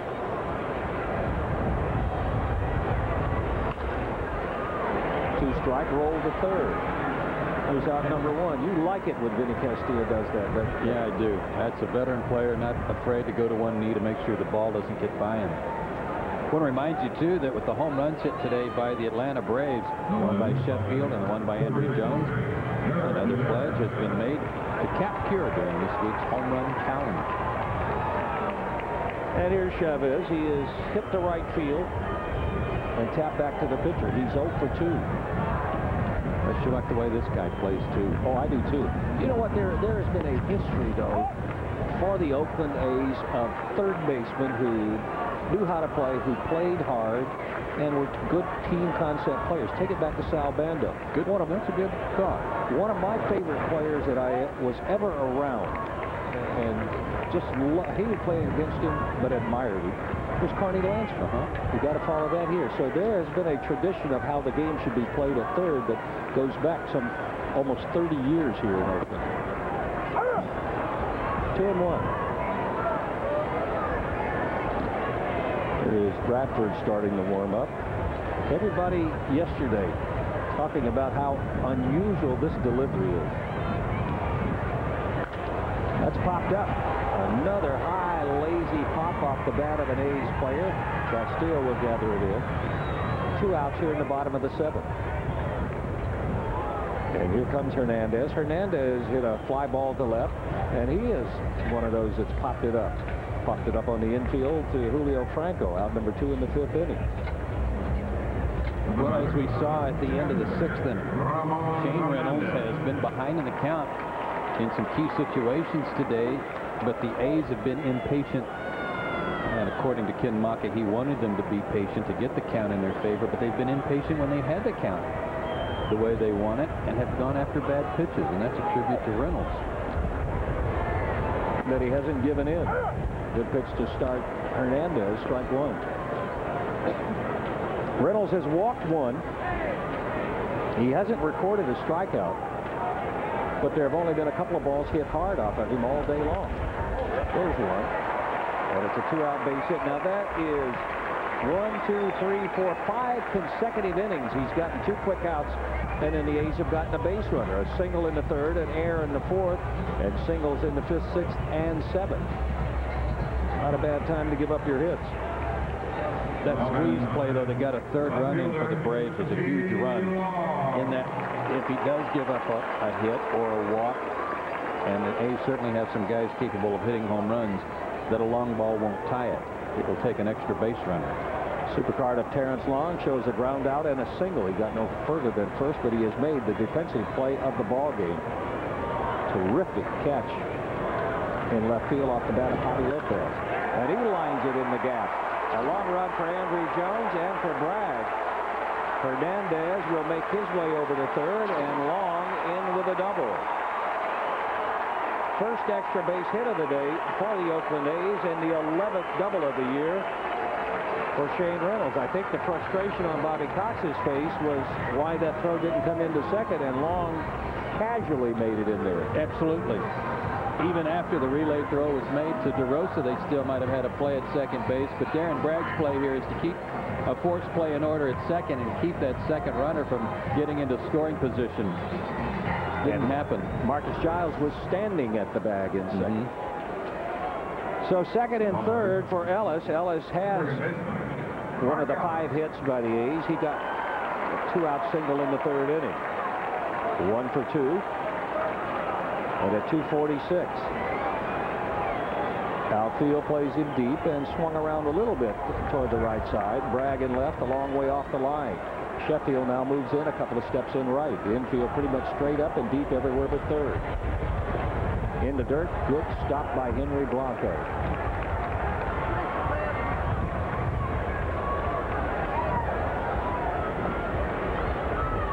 One ball, no strikes. King and Grabowski up for Atlanta. Be a little surprised to see Castillo playing even with the bag here with 2 out. Yes, I sure was. I know Ellis, I've been told, is a good bunter. I think you might want to encourage him to try that, wouldn't you? Get back and cut that ball off. You cuts down on the angle that you can go after any ball hit toward the 3rd base side.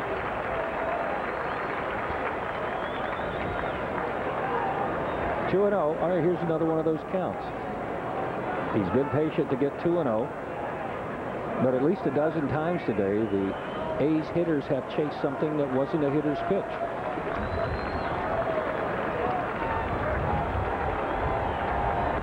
This one's outside for Reynolds.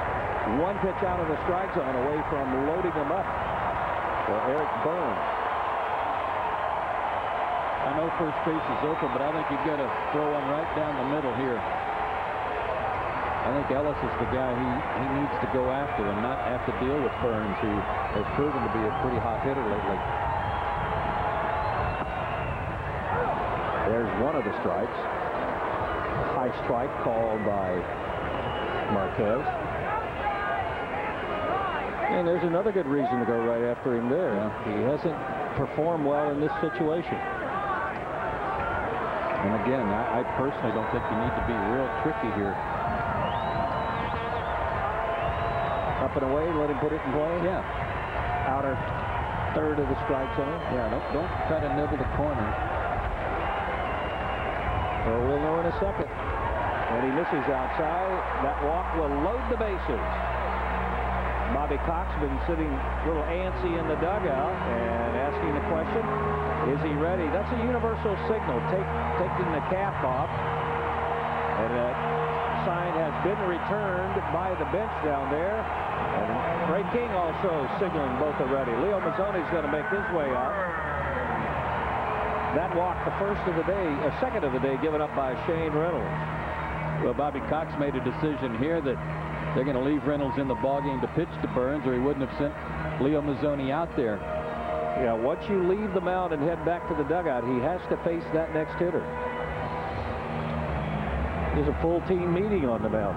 By the way, we were talking a little bit earlier about Brian Boyer doing his research yesterday. One of the great things about having an off day, as he and I did in this part of the country, is a chance to visit the Napa Valley. And Brian and I want to thank our friends at Sawyer Wines, Sullivan, Darius, especially the folks at Silver Oak. And Brian, I think we want to thank Mr. George Hendry, don't we? Hendry Ranch, he gave us one of the best educations we've ever had yesterday. So a terrific day up there, and we are grateful to all the folks up there. And there are a lot of Major League Baseball on TBS fans in the valley up there. We heard from them all over yesterday. It was also Georgia Day. Every place we went. Folks from the southeast visited. Going to work from the windup here. That's a little bit of a surprise. 0 for 3 is Byrnes. Outside for ball 1. Byrnes is grounded to third and twice flied to right field. One of them a nice running catch by Gary Sheffield. And his numbers, he hasn't had that many opportunities, but a 200 hitter with the bases loaded. Out of play, or is it? Long run for Franco, and he will just barely run out of room. 1 ball, 1 strike. There's so much foul territory here. I wonder when the A's go on the road if Chavez and Hanneberg are constantly running into the walls going after foul balls, forgetting where they are. They have to feel like they're in a cage when they get out of here. And the way things are these days in baseball, I'm really surprised the A's haven't filled in this foul territory with seats. 1 ball, 1 strike. Hernandez at third, Long is at second, Ellis, your base runner, at first.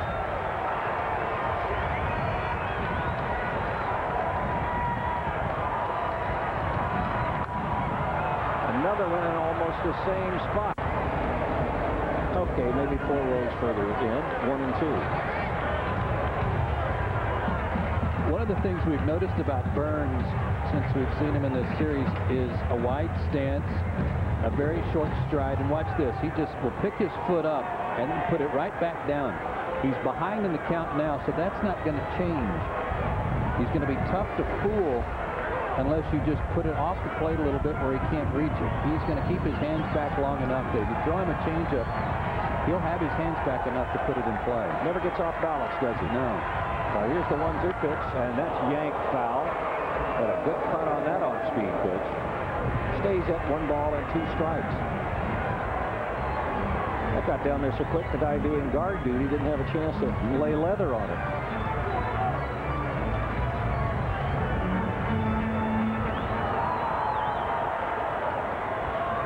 Biggest threat of the day for the A's. Scott Hatteberg on deck.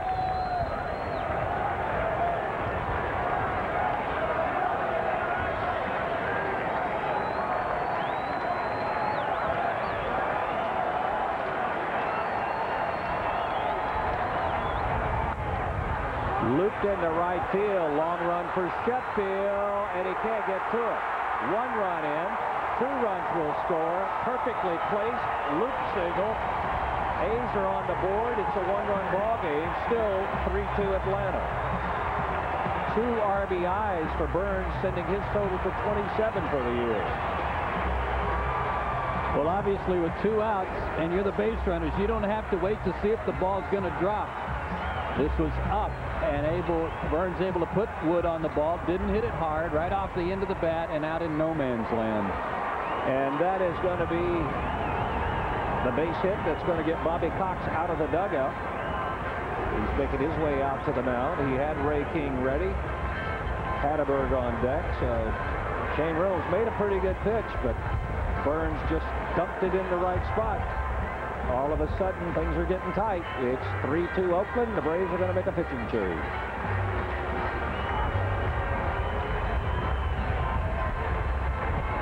How do you keep a car from ending up like this? Try Armor.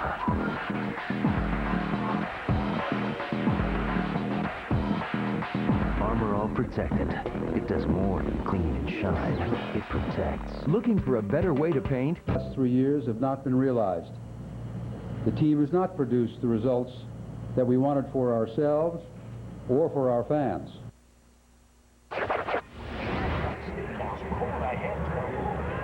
That announcement being made by Mr. Wilpon in New York, the replacement of Steve Phillips as their general manager.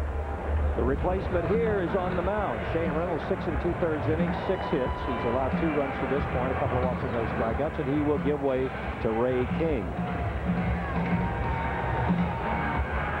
It's a similar situation to last night, Don. Ray King was brought in to pitch to Hatteberg with the bases loaded in a very key situation in the 6th with the bases loaded, and King struck him out only after a controversial call in which it appeared that King hit him with the pitch. It turned out it hit the knob of the bat, so it turned out to be a foul ball, and King went on to strike him out. And the A's were still complaining about that call today. Hatteberg is flied to left, flied to center, and popped to short. That fly to left, a running catch in foul territory. A good running catch by Darren Bragg. King, a 273 earned run average, a perfect 1-loss record. 38 times he has been called out of the Braves bullpen. They're hitting 232 against him. Roll towards second. This should do it. Giles has it, so King does the job. But the A's put a 2 spot on the board as we head to the 8th. It's a 1-run ball game.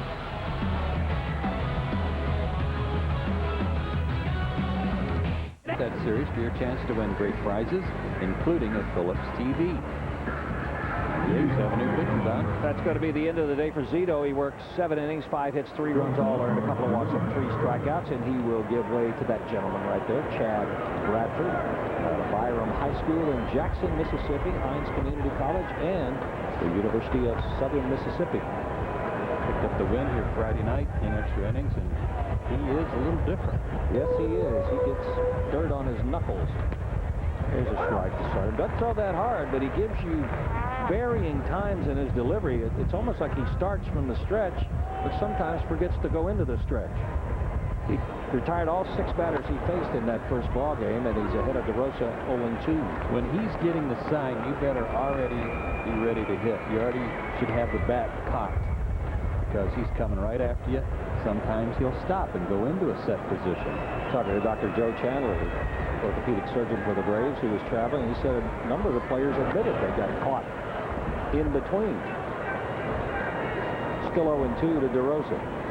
For DeRosa, his 4th at bat in the ball game. A couple of pop-ups, 1 to left, 1 to second, and a grounder to short. Double play turn by Tejada and Ellis in fine fashion.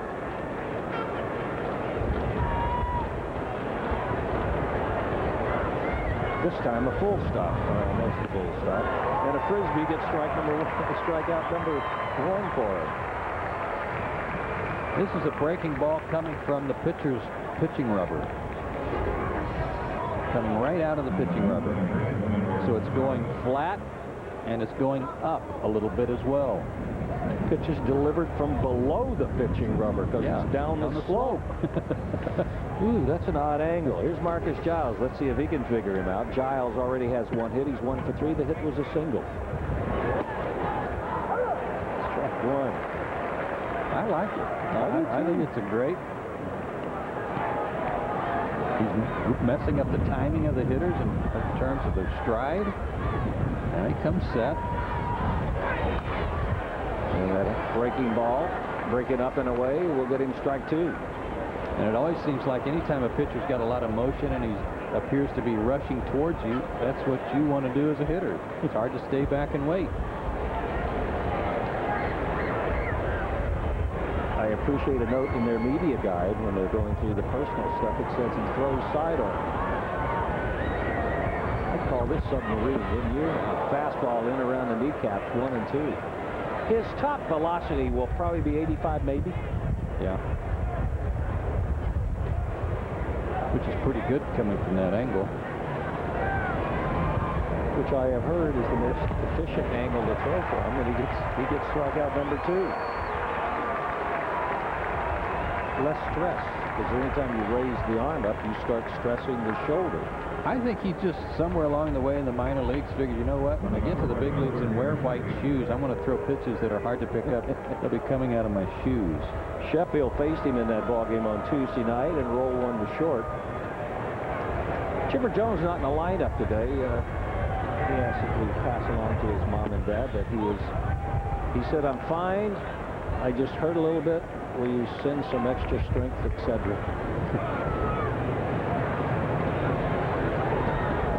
Ball and no strikes to Sheffield. Sheffield with a homer, a walk, and a pop to third. That is ducking out of the way of that pitch, but the only person ducking in the first inning was anybody down there in that tunnel over the 367 mark. His 18th homer of the year.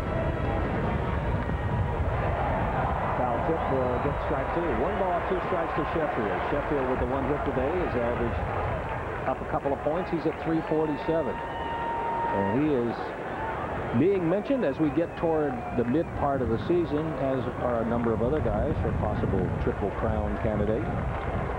Fun to speculate on those possibilities. And the 1-2 pitch to him. Chop toward third, but that'll kick foul. Tony Gonzalez to pick it up. I think you'll see most of the hitters get a pretty good swing at Bradford when he does come set in a normal stretch position. But when he takes the sign and then just steps and throws it at you, that's a hard one to gauge the timing on. Ball gets away from the Braves bullpen where Darren Holmes is throwing. Jermaine Dye will track it down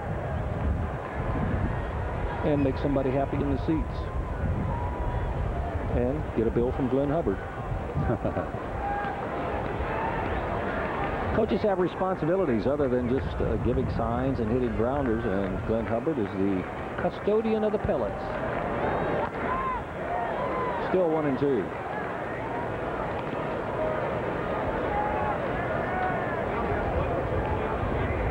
You and I have been places where the coach with that job occasionally would count the ones going out and then recount them when they came in, huh? I've seen teams throw them in a bin and recycle them with erasers and bounce them around with erasers and soap, trying to whiten them up and erase the marks off of them too. 2 balls, 2 strikes.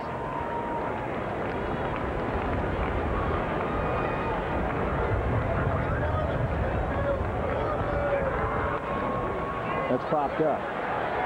Long run for Chavez, but he can't make the catch. In and out of the glove. That is, in all likelihood, going to be an error because it's going to extend the at-bat and give Gary Sheffield new life. It's weird how sometimes when you're, no matter how good a fielder you are like Chavez, and he was checking out Hernandez, but you put the glove up in front of your face on the run, and you don't know exactly where the point of contact's going to be, and you don't know when to close your glove. It's funny how you get caught in that predicament sometimes, and it happened to Chavez there. And it is scored as an error.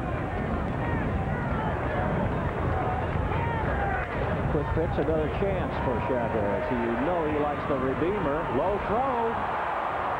2 errors on 1 at bat. And Sheffield is at first base. 3rd error of the day for the 2nd error of the day for the Oakland A's.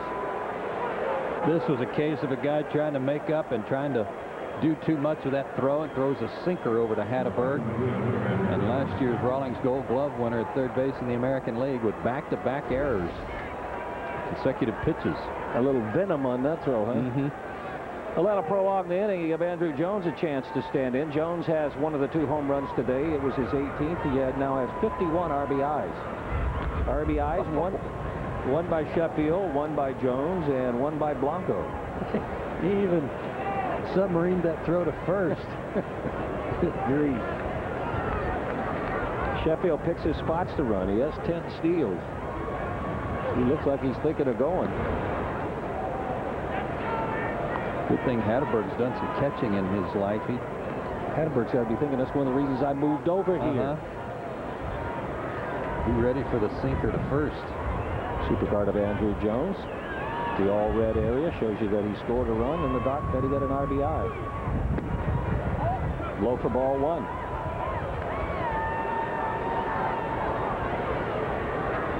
Bradford didn't record a strikeout in that game on Tuesday night. Didn't give up a walk or a hit. A perfect 6 up and 6 down. He's the only other guy on their ball club who has recorded a save this year, other than Folk. Outside corner for strike one. Obviously, with a runner at first, and this is the first runner for Atlanta, as you mentioned, he has to come set. So he doesn't have the ability to use that rushed delivery to the plate, and that's an advantage for Andrew Jones. They play him to pull in the infield. They play him the other way in the outfield. A lot of room in left center. That's back up the middle and through. So the Braves take advantage of the 2 errors on the one at bat to Sheffield, extend the inning and threaten with 2 outs, and that'll give Javi Lopez a chance. Second hit of the day for Andrew Jones. Javi Lopez faced Bradford in that ball game the other night. He ended up popping to second. Ricardo Rincon begins to loosen up down in the A's bullpen, but again, I just think from a timing standpoint for a hitter, when Bradford has to come set, that gives them a little added advantage. Gives you a chance to think about focusing where the ball's coming from. That's about a 6-foot relocation from where you're normally taught and trained to pick up the ball. Well, and Andrew Jones went up with that at bat, and it looked like he was taking the first 2 pitches no matter where he threw them, and got an idea of where to look for the ball and what the action on the pitch was going to be. Rick Peterson, pitching coach, is going to make his way out. Javi Lopez today hitless at 3 trips. He struck out looking off Zito, and he grounded to third, and then lined to left and got his pockets picked. Play of the series, Terrence Long up over the fence to take a home run away from him. Short meeting. Sheffield at second, Jones at first.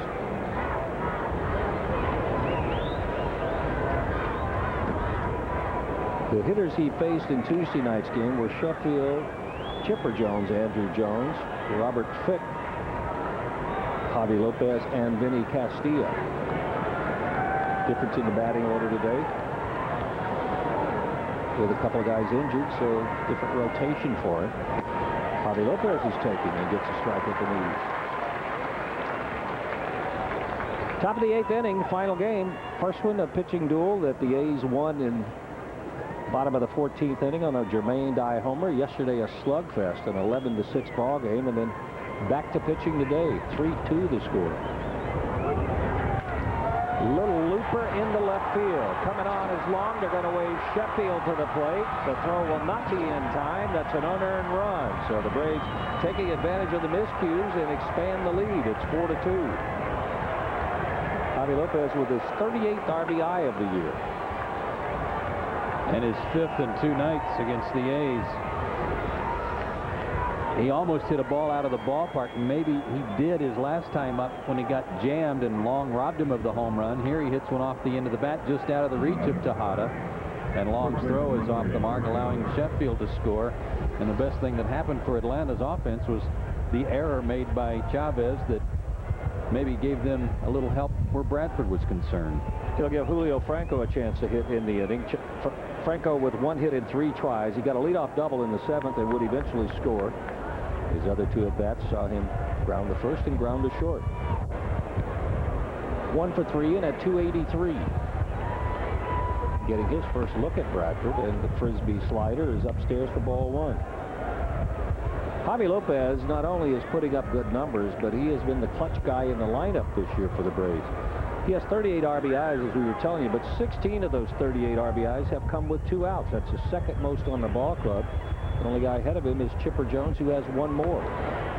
Outside corner for strike 1. Julio Franco nodding his head up and down, taking all the way and able to see the pitch.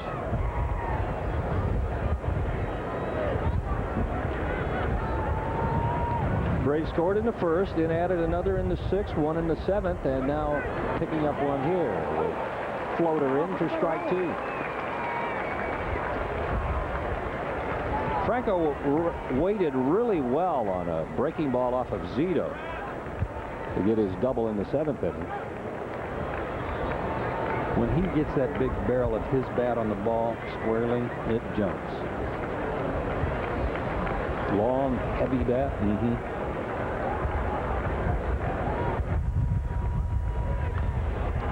Foul tip. Franco stays alive. It's funny how that inning worked, too, because you don't know how it would have worked out. He had a check swing that they rang up as a strike, forced him to stay in the box and hit, then he hits the double. Might have been a different inning if he had walked and set up a double play situation. Bradford works from the first base side of the rubber, about as far as you can get and still have your right foot in contact with it.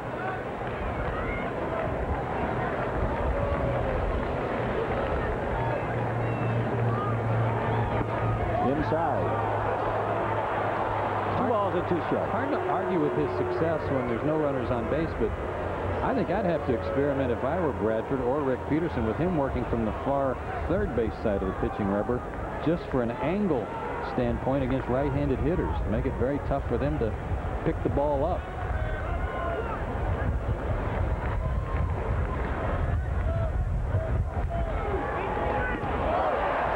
And Franco is out of there. Bradford strikes out the side, but the Braves take advantage of a miscue to tack one on, and in the middle of the 8th, lead it 4-2.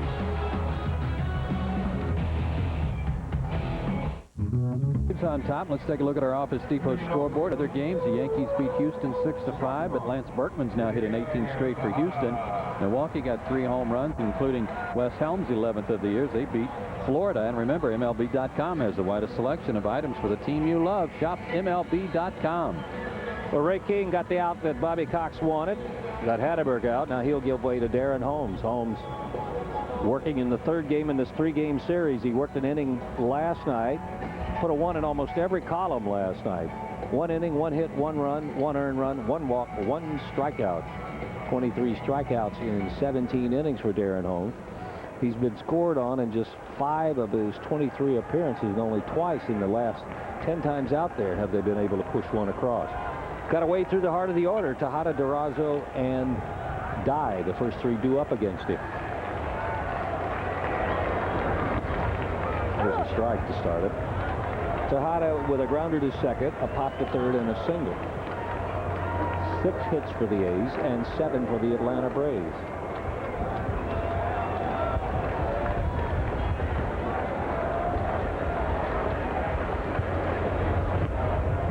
Downstairs 1-1. Hammond and Holmes, 2 of the great stories in baseball last year in what was a magical year for the Braves bullpen. These 2 guys who had struggled in past years, and for Darren Holmes, a year out of the game.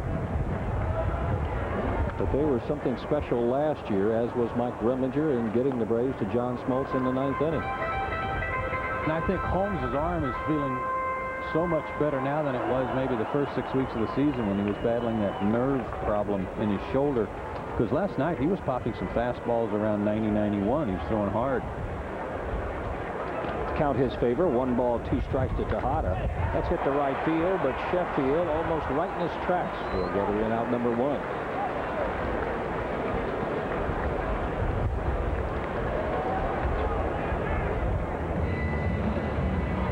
And here comes Durazo. Durazo's drawn a walk, got on an error. Error by Julio Franco, and he's popped to third, so he's 0 for 2. A player that reportedly Billy Beane had wanted, the general manager here, had wanted for a number of years and was finally able to pull off the deal to get him here. Strike 1.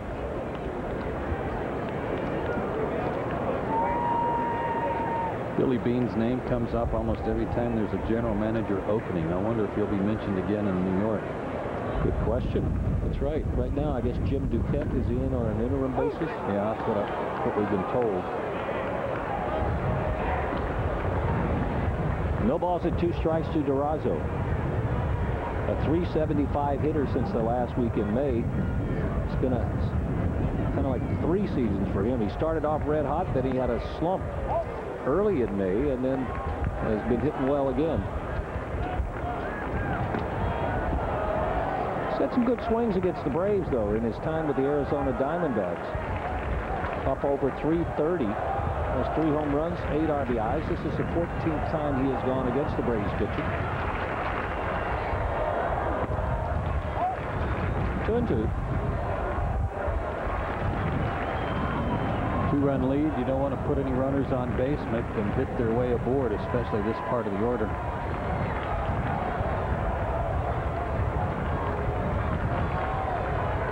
See what Holmes has up his sleeve on this one. Fouled out of play. Holmes always had the reputation of having a heck of a curveball, but sometimes pitching away from his fastball. But since he has become a part of the Atlanta Braves bullpen, has gone back to more fastballs than curveballs. He still has the good curveball, but he's been able to locate his fastball, and I think he's picked up a little velocity. Still 2-2. Good battle between Durazo and Darren Holmes. It appears during this series that what they've tried to do to Durazo is pitch him inside, show him some pitches that are off the plate that he's had to fight off, and then see if he'll expand his strike zone away. Holmes shakes off a couple. Let's see where Blanco goes here. Back inside. And it's hit in the air to center field. An easy play for Andrew Jones. 2 fly ball outs here in the 8th inning and 2 outs for Jermaine Dye. Dye without a hit today, but was 4 for 9 coming into this series. And he and Chipper Jones have something in common. I know both have tremendous respect for their respective hitting coaches, but Jermaine's father, Bill, is kind of his hitting guru and knows his swing and has worked with him. And Chipper's dad has his swing figured out top to bottom. It's nice to have somebody in the family that knows you. Remember when Dye got to play with the Braves, his family came down to see him debut. Class people. 29 years old. Boy, he is old on this club. And a jam, 0-2. They just want him to stay healthy. If Jermaine Dye is healthy, then he will put up some numbers. Yes, he will. Here's one of those 90 fastballs from Darren Holmes.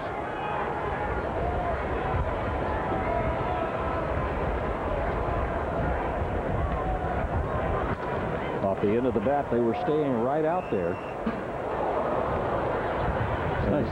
Stays at 0-2. Nice to see Bobby Cox and Jermaine Dye talking it over by the batting cage during batting practice for the A's today, too. Bobby Cox made a point of coming out of the dugout to say hello to him, and they exchanged greetings. That was nice. Came from Kansas City in a 3-way trade with Colorado. Another Billy Bean specialty. Downstairs for ball 1. Yeah, you were talking about how he will hit. Well, the last 4 years, and last year, a game that saw him miss 31 ball games, 24 homers, and then backtracking 26, 33, and 27. When he became a regular at Kansas City, he started blasting the ball out of the park.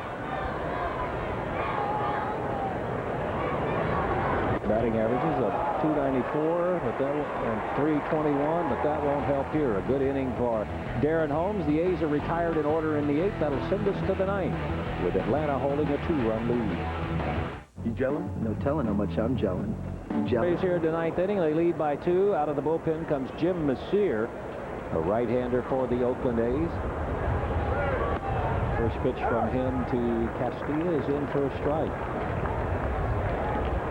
There's what Messier has done this year. This is the 12th ball game he's worked in. Only 1 earned run his last 8 outings. And he gets strike 2 to Vinny Castilla. He's got a good streak going, too. And I think one of the stats you look at when a guy comes out of the bullpen is how does he do against the first guy he faces? Well, he has a streak of 10 in a row that he has set down. And he has the advantage over Vinny Castilla. Off the fist, and it stays at 0-2. He's a great story. Isn't he? You and I were noticing when he walked in, we haven't seen him that much before other than on TV, that he walked with what looked like a little bit of a limp. We were kind of scratching our heads, and you found something which is a good story. Yeah, well, for anybody that might have something physical that holds them back from competing, this guy has been in the big leagues now 7 years. Born with 2 club feet, had 2 operations before he was 10 years old, and it left his right leg an inch shorter than his left. And here he is starting what is going to be about, let's see, his 9th or 10th year in the big leagues. Story and perseverance. Jim Abbott gave me a great, made a great statement about that's in the air to left field. Let's see if the streak is extended. Long has it. 11 times he has gotten out the first hitter, and here's out number 1. Let's take a look at our AOL in the booth question for today. When pitchers and batters haven't faced each other before, who has the edge? Thomas Cooney of Greenville, South Carolina wants to know. I've always felt like the pitcher did, just like we were talking about Bradford earlier. The Atlanta hitters had never seen him before, and especially until he got runners on base, he had them confounded with that funny delivery and his arm angle. Here's Henry Blanco, and I wondered how you and I would react to that. That's why I was glad that question was coming, if you would have a different perspective. But I agree, too, because you only know conceptually an idea what the pitcher's going to do. A pitcher knows what he's going to do and knows where he wants to put the ball, so if he executes, then the advantage is definitely the pitcher. Getting back to what I was saying about Jim Abbott, remember the left-hander that had the shortened right arm. I heard him say, fly ball to center. Let's see what happens on that first. Byrnes has it. 2 fly ball outs. Because I think somebody had said to him, well, I think it's terrific that you are a handicapped guy, and they use that term. Playing in the big leagues. He said, no, I'm not handicapped. I just play by a different set of rules. Yeah. Which is such a healthy, wonderful, inspirational attitude. And Jim Masseur is certainly cut out of the same cloth. Here's Darren Bragg. He's happy he's getting to see a right-hander. He's 0 for 3, a fly to left to pop to second, and then grounded out, or grounded back, and the pitcher forced Henry Blanco at second.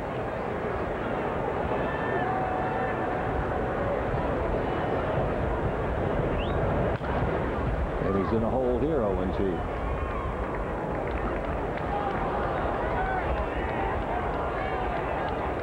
John Smoltz forced into action last night to finish up the ball game with a 2-2 count and 2 out in the ninth, even though it wasn't a safe situation because of an injury to Roberto Hernandez.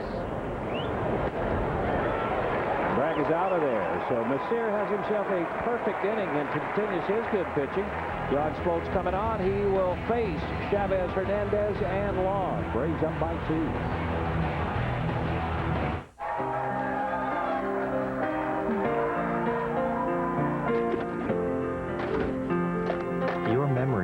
Are priceless. So why not preserve them on a format that can stand the test of time? Recordable DVD by Philips. Simple to use, easy to enjoy. Some memories were meant to last. Preserve them with a Philips DVD recorder. Philips has an offer that will leave you shaken and stirred. Get every detail on up to 8 Bond DVDs, including Die Another Day. Own it now on DVD, free with the purchase of any Philips DVD player. Or choose any of these Philips products and get 4 DVDs. Or these products and get all 8 and a portable DVD player. A $400 value free. I think I got the thrust of it. Offer available now at Best Buy and other participating retailers. Got to admit, it's getting better, a little better.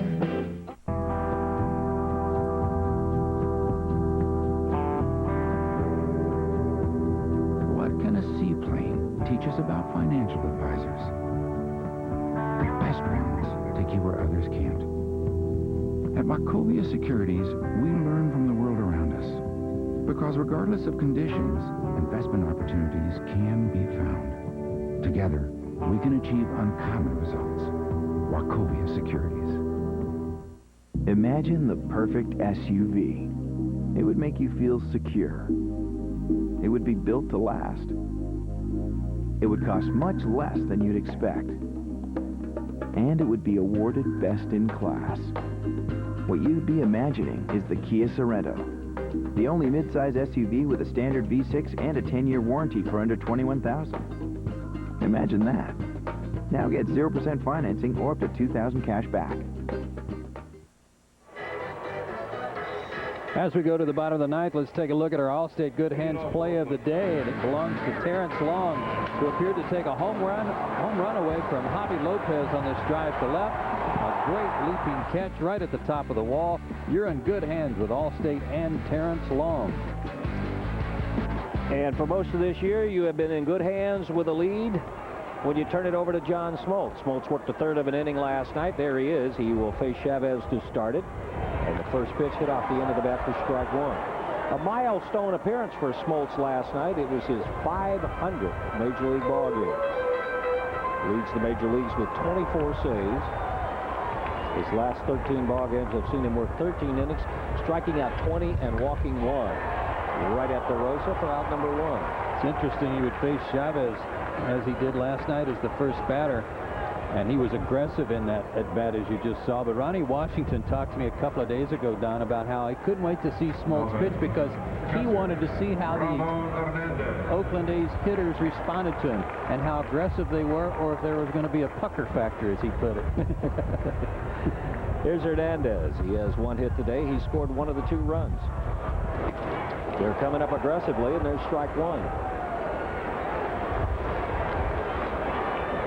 Smoltz set a National League record this year by getting 24 saves in the Braves' first 54 ball games. That eclipsed the record held by Eric Gagne last year by 2, 0-2. And Hernandez is not happy with that call, sharing a few words with home plate umpire Alfonso Marquez.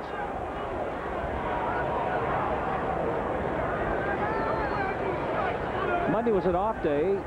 And then John held out of the game on Tuesday night to get the extra day. And I think he was ready for that. He worked in all 5 of the games that the Braves had last homestand. Yeah, believe it or not, he can't pitch every day. As big a horse as he is, he's still got to get some rest somewhere. He had 4 saves, 6 strikeouts, and 5 innings in those 5 ball games. By the way, that walk we told you about, the stretch that he had, he had a streak of, how long had he gone? 17 straight appearances before walking anybody, before Brian Giles coached the walk out of him on Sunday. The 2-2 pitch popped up, shallow right field, now drifting out a little bit where Sheffield will camp under it. So Smoltz needs one more out to put this one in the win column and to pick up his 25th save. Mentioned that Hernandez had to come out of that game last night. He felt a twinge. He's not sure if it was a cramp or a strained muscle near his rib cage. Any update on it? No results today. He was going to be examined by the doctors at the start of play today. Long has grounded to short, singled and doubled, and made the defensive play of the game. There's ball one outside. By the way, the Oakland A's mascot, a white elephant named Stomper, and he wanted to be remembered to his friends, the Braves mascot, Homer and Raleigh, and top-catted Scooby. He is friends with them. They've known each other for a long time, so he wanted to make sure they knew he was doing well out here in Oakland, but missed him, and was looking forward to spending time with him at the All-Star game, where all of the mascots are going to Chicago. The 2-0 pitch to Long. Back to the screen, it's 2-1.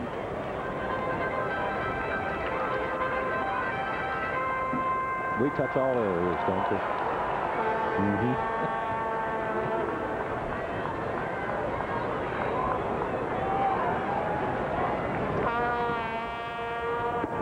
Downstairs, 3-1. Ellis on deck. If Long can manage to get on base, and Ellis would represent the possible tying run.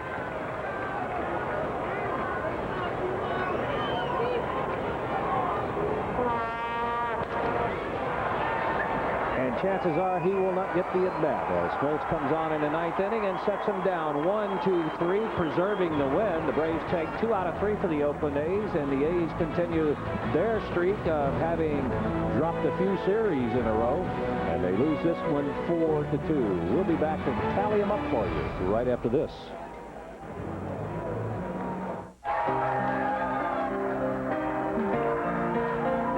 Set the tone early. The A's stranded 6. Shane Reynolds, the winner today. He pitched 6 2/3 strong innings. Barry Zito suffers his 5th loss. Smoltz leads the majors with his 25th save. The Braves now 5-1 in interleague play this season, and 21,173 here to see it at Network Associates Coliseum. But a good series, and one that was fun to watch. I think it was fun to watch too, and I know a lot of. Don't go wandering off though. We're going to take a short break. When we come back, Aaron Andrews is going to update you and everything that's going on in baseball. For Joe Simpson, for our entire TBS MLB on TBS crew, Don Sutton. The year